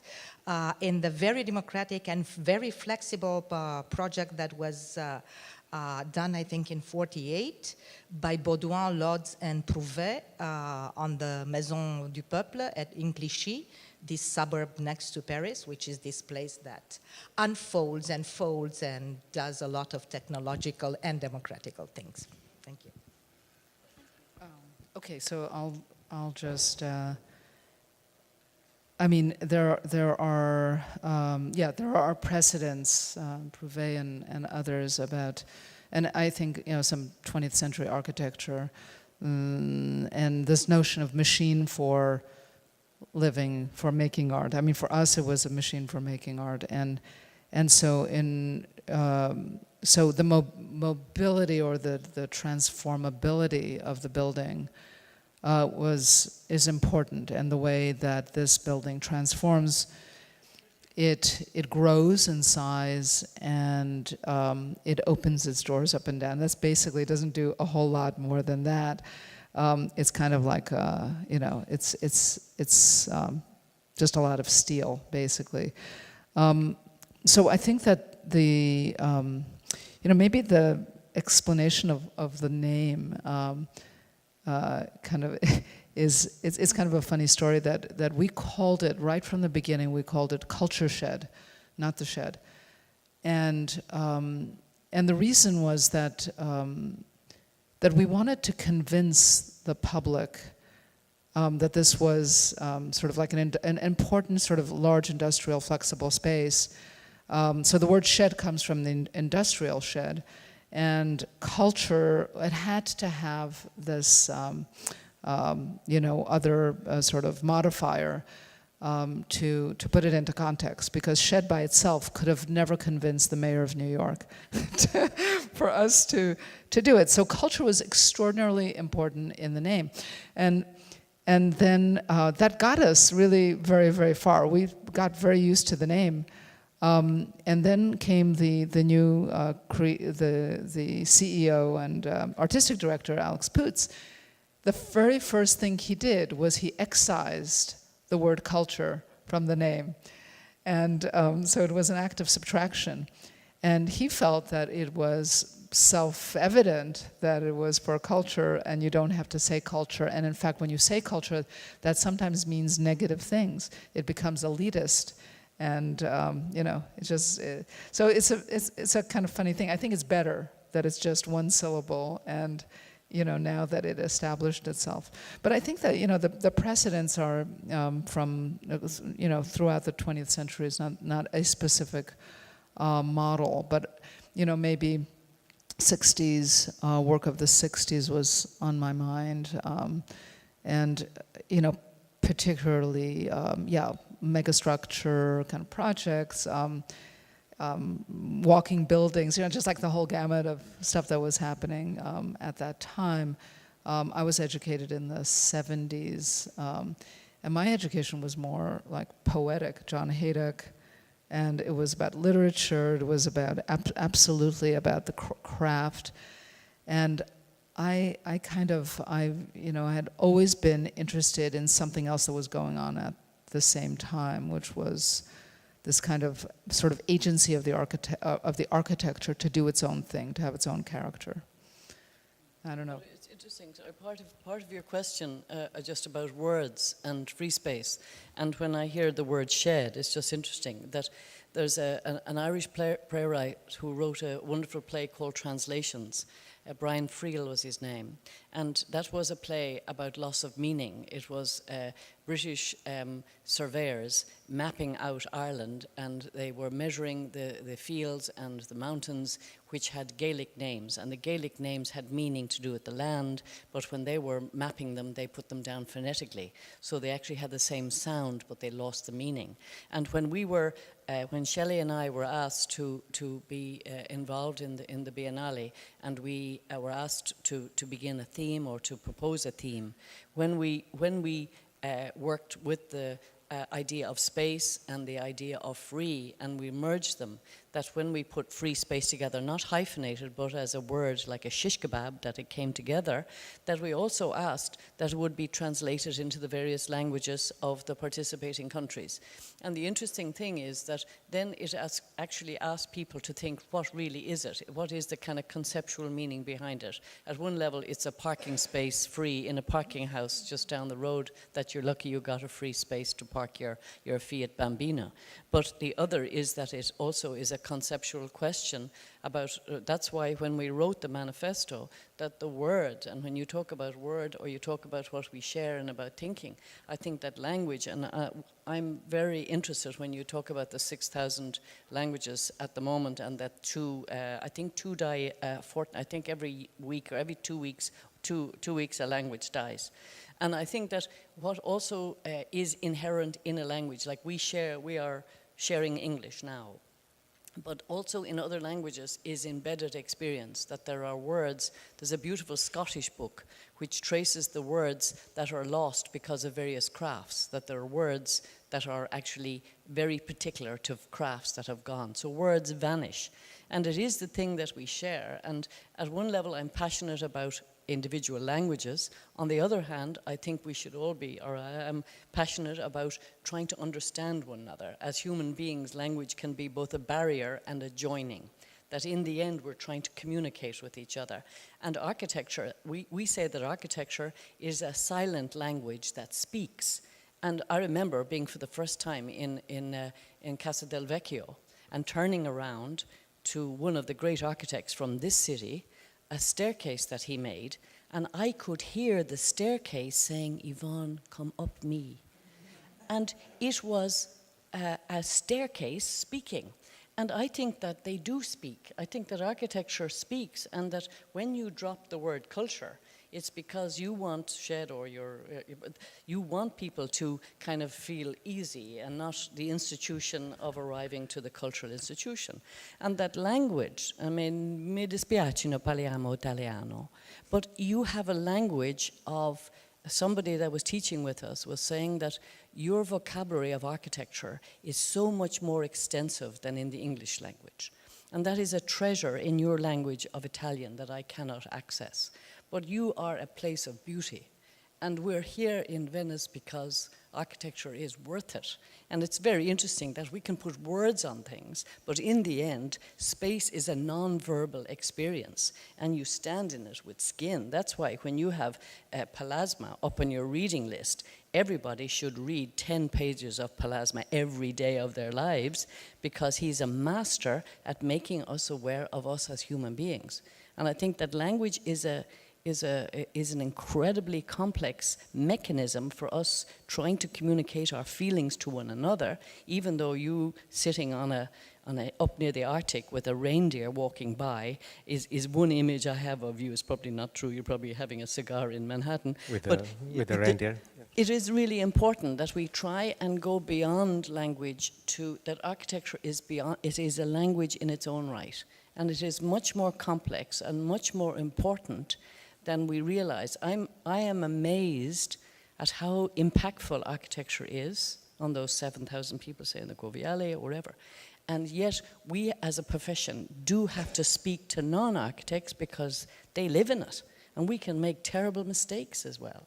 So the issue of language and interpretation is something very dear to my heart. Yeah, it's one thing is language. And language is an abstract construction, because it's just pressure of air coming from our mouth, forming different kind of sounds, and then we understand suddenly each other. But one fact is also with the neural research, they have found out that our capacity to think in concepts abstractly has exponentially grown during the last 50 years. So we are totally different people than 1800 or even 1900 century people in our ways of precision of understanding abstract ideas. And that's interesting in a sense, because space is one thing we try to describe with language and many other things too, but actually we are much more advanced than our language gives us tools to express things. So language is lacking behind our capacity to think abstractions. And then art and poetry and maybe architecture too becomes like tools of describing something that everybody knows, but nobody can say. And that's when our profession becomes interesting. So we don't need to trust in invented human-made tools to express our architecture. We need to make it so it becomes precise. But there are many things that we know that should be done, but we can't describe them. It's a very interesting unbalance, I feel. So there's a lot of architecture to be done yet, which we can't explain what it is and what is it for, but it needs to be done somehow. About the fact that language and architecture, I would say in the middle there is the body, the human body. The human body as a complex organization that is body with your mind that with your brain, that is a system of net of neurons that gives orders to the rest. It seems also that our intestine is giving orders to the rest of our body. So if we start to think at the space as something that is abstract, we have I agree with you that we have much more instruments to see the abstraction that we have before, because, for example, all the computer system, all the digital situation has given us a way of looking at the reality that is much more vast than we had before. now we are able this incredible pavilion of America that you show us. We have incredible technologies to see even something that is very far and to imagine something about this. So of course our capacity of abstraction now is visualized. So the image becomes more and more important. But on the other side, we are still in the middle of our abstraction and of a concrete space that we have, and in which we continuing on moving as we are Homo sapiens in some way, that is still moving in a reality that is the same. As we have other ends, longer probably, we have, but our body continuing on doing the same thing we need to have food, we need to sit, we have some permanent function that we cannot avoid. So the richness of the space is that it still maintains these characteristics, and they are the culture we overlay in each society. The cultural way of using the space is something that is an heritage that we have to bring with us every time. So it's a very on one side we have more abstraction. On the other side we remain absolutely related to our own bodies, to our own. And one thing that I appreciate very much in your manifesto, while you are talking about technology, new or old, they are all the same. I think it's something that is really true, because of our differences in the world. Sometimes to have a possibility of cutting wood in not in an artisanal way, but with a machine, can be a great technology and can change completely the possibility of some populations. And the architecture becomes fantastic because of this technology that is absolutely obsolete in another part of our world. So the mixing of all those stuffs are really important to evaluate as a contemporary world that is not the new or the old. We are in a world in which the new can be the oldest thing that we are dealing with, and the newest for somebody else. I mean, and this idea of technology, I like it very much. I'm becoming aware that it's 5 to 5 and that people have been sitting a while. Unless there's another particular question, I would ask our is a question? Sorry, yes, excuse me. Thanks. I'm a French architect, so my English is not very good. I'm sorry, but I just want to give a return of my perception of what I heard, and I found a common point of way of practice of acting in your 3 examples is that you have offer more than the order. Well, when Elizabeth, they ask 1, you give 2.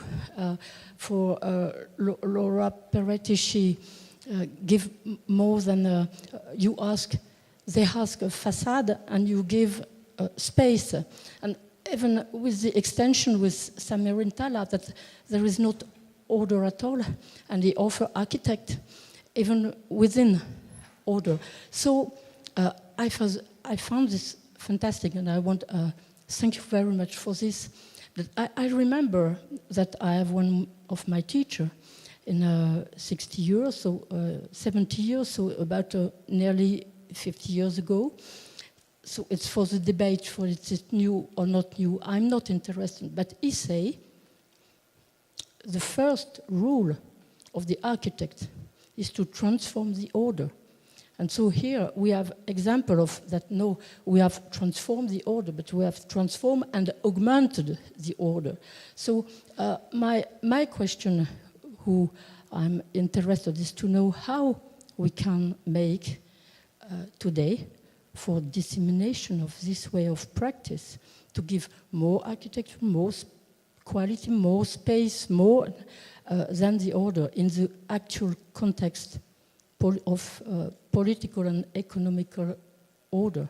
How we can make dissemination of this kind of way of thinking and of acting.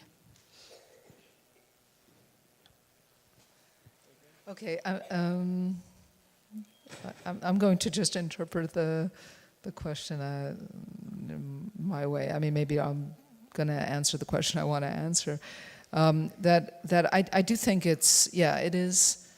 You come to a given set of circumstances with the inheritance of everything that came before, and with the expectations of small tweaks and extending what's known. And I think we all probably have that urge of questioning everything, putting doubt into everything that we inherit.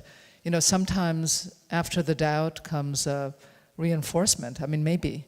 Often it comes with a total translation, rethinking, reconfiguration.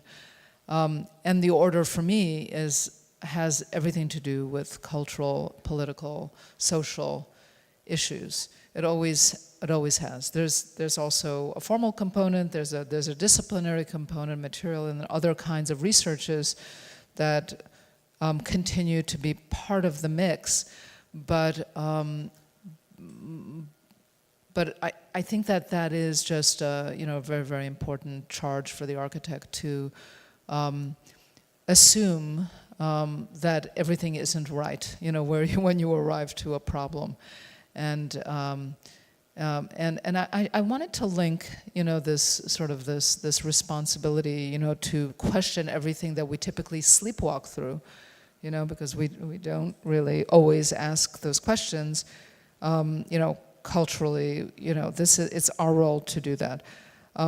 But to convince people to change things, to change the order, is something also very different, and that's very complicated. And I want to come back to language for a second, because I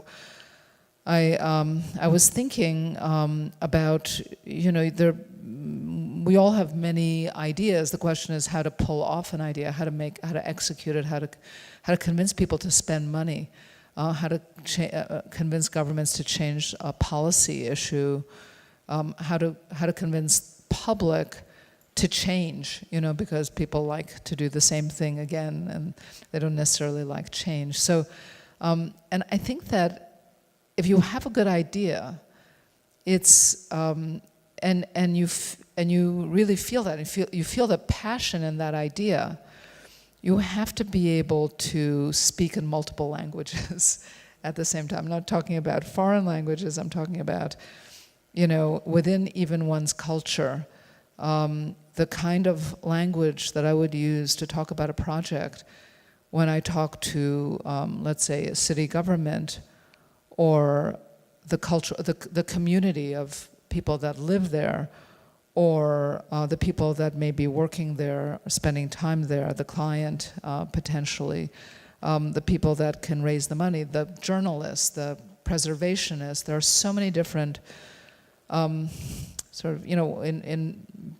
once you're involved in complex work, you basically have to sell your thinking to others, and that's where the nuance of language comes in, and deleting a word and adding a word and spinning a word, and sort of giving everyone the benefit of the doubt that that they're going to understand. It's just a matter of not using the same tools all the time to do the same thing. And I think that's it's just a way of changing the order. And it's interesting what you say. We had in an early discussion a few months ago, somebody in the audience stood up and said, somebody in other professions like auctioneers use the same words as architects, to kind of sell things, and they sell you the expression in English is to sell you a pup.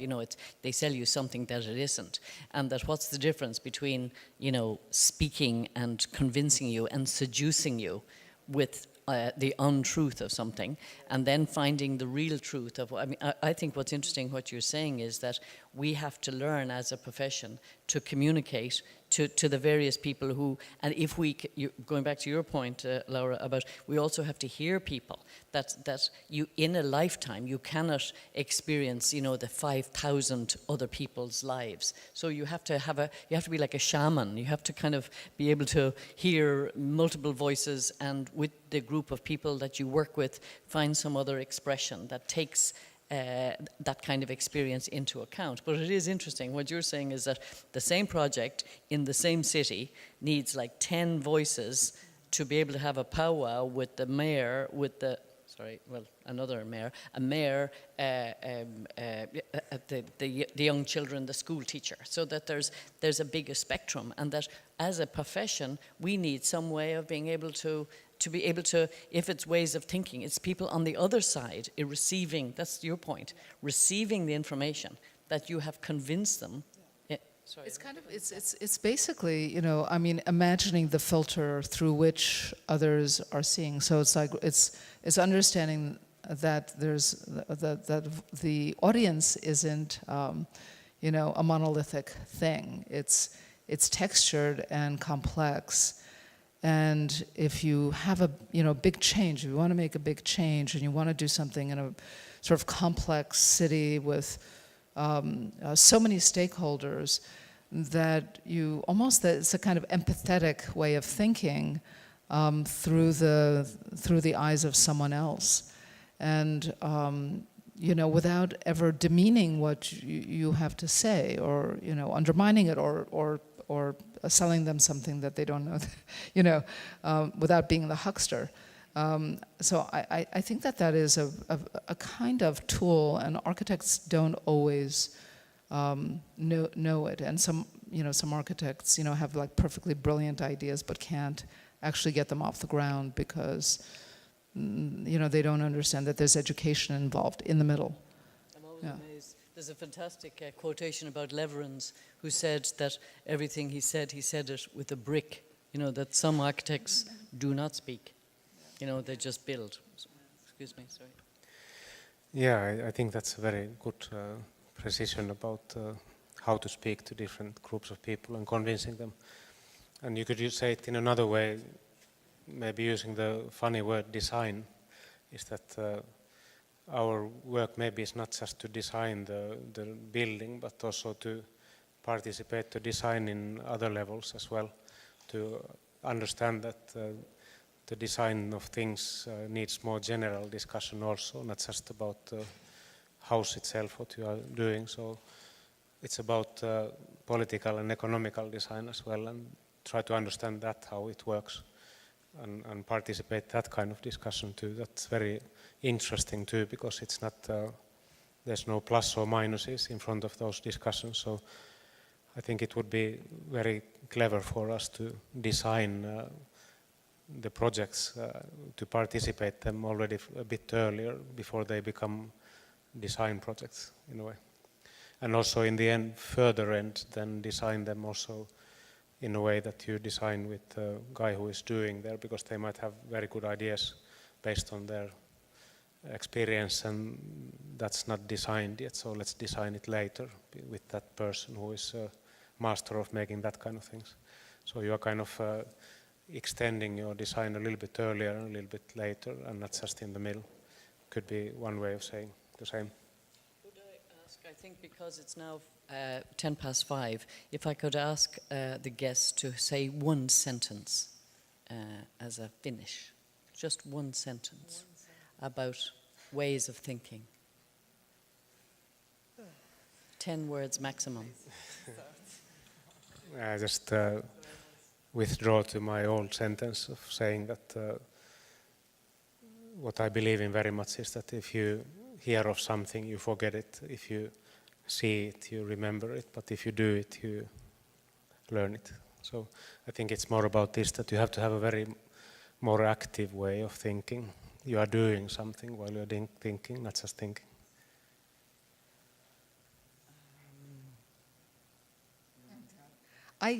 Brevity is not my forte. maybe I'll just add one thing. It's not a summary or anything, but just add one more thing. There are many ways of speaking as an architect, and one way is through building, but there are many other ways. And I believe in expanding the limits of our discipline and being able to speak in multiple other kinds of languages, like through film and through various new technologies and through performance and education, teaching, and stuff like that. So it's just that today we talked very much about building, and the concentration was about that craft and that way of thinking. But I feel like in my life I'm abandoning 90% of what I do in just that thing. So anyway, it's not very meaningful to everybody, but it's just to say that this is what I teach and what that there are just many ways of making a difference as an architect and thinking spatially and producing spatially. I absolutely agree with both of you, so I will add something else that I've learned by, since in Italy it's not so easy to work. I've been pushed to work outside my country, and every time I work outside my country is very important for me to remind something that Kenneth Frampton used to say in his very famous book about traditional architecture, that you meet outside your country. And the thing that I think it's you need to be multiple, but in this multiple there is something that is the correct word is respect. And that doesn't mean that you don't have your own identity, and of course you read the other cultures in a different way, because you are different, so you must be different. But inside this multiple that you have to learn to be, or you have to learn to be also your multiple that you are already, because there is also this other side that we are all different people inside us. There is the word respect that is for me the guide of my profession, my understanding of reality. That is the first thing that I always try to look at. Thank you. I would just say one thing. It's the thing I should have said probably.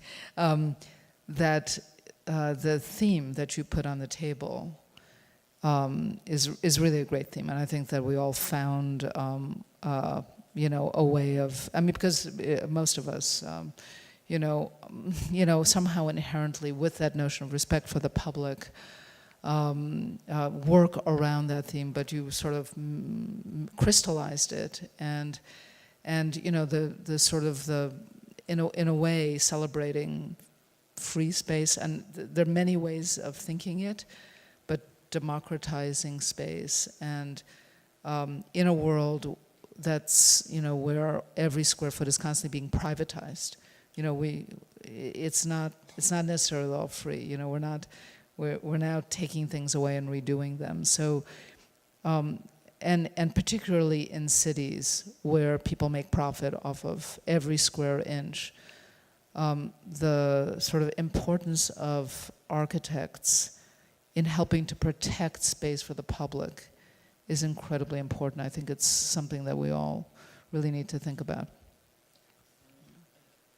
Thank you. And as we finish, I'd just like to, there's a beautiful presentation by the previous curator, Aravena, and if you take the time to look at his very modest but beautifully considered presentation, he talks about the value of what is not built. And he, just to read his handwritten words about, following on from your last words, I think that we all need to be enriched by ways of thinking. I think that as you talk about teaching and making, that the spectrum of architecture is incredibly wide. In the end, I think that the general public rely on our profession for the world that they live in, and in the next 50 years, something like 2/3 of the world will live in urban structures, which our profession will be responsible for, so that what we make is the world. We describe it the new geography, but I'm really delighted to have spent the afternoon listening to your thoughts. I thank you for traveling so far to come here, and I thank the audience for coming here first of all, but also staying so long, and I hope that you have the pleasure of enjoying all the pieces in the Biennale, and I thank the Biennale for their fantastic support, their amazing organization, and their kind, gentle and wise team. We appreciate very much. So thank you all very much indeed. Thank you. Thank you.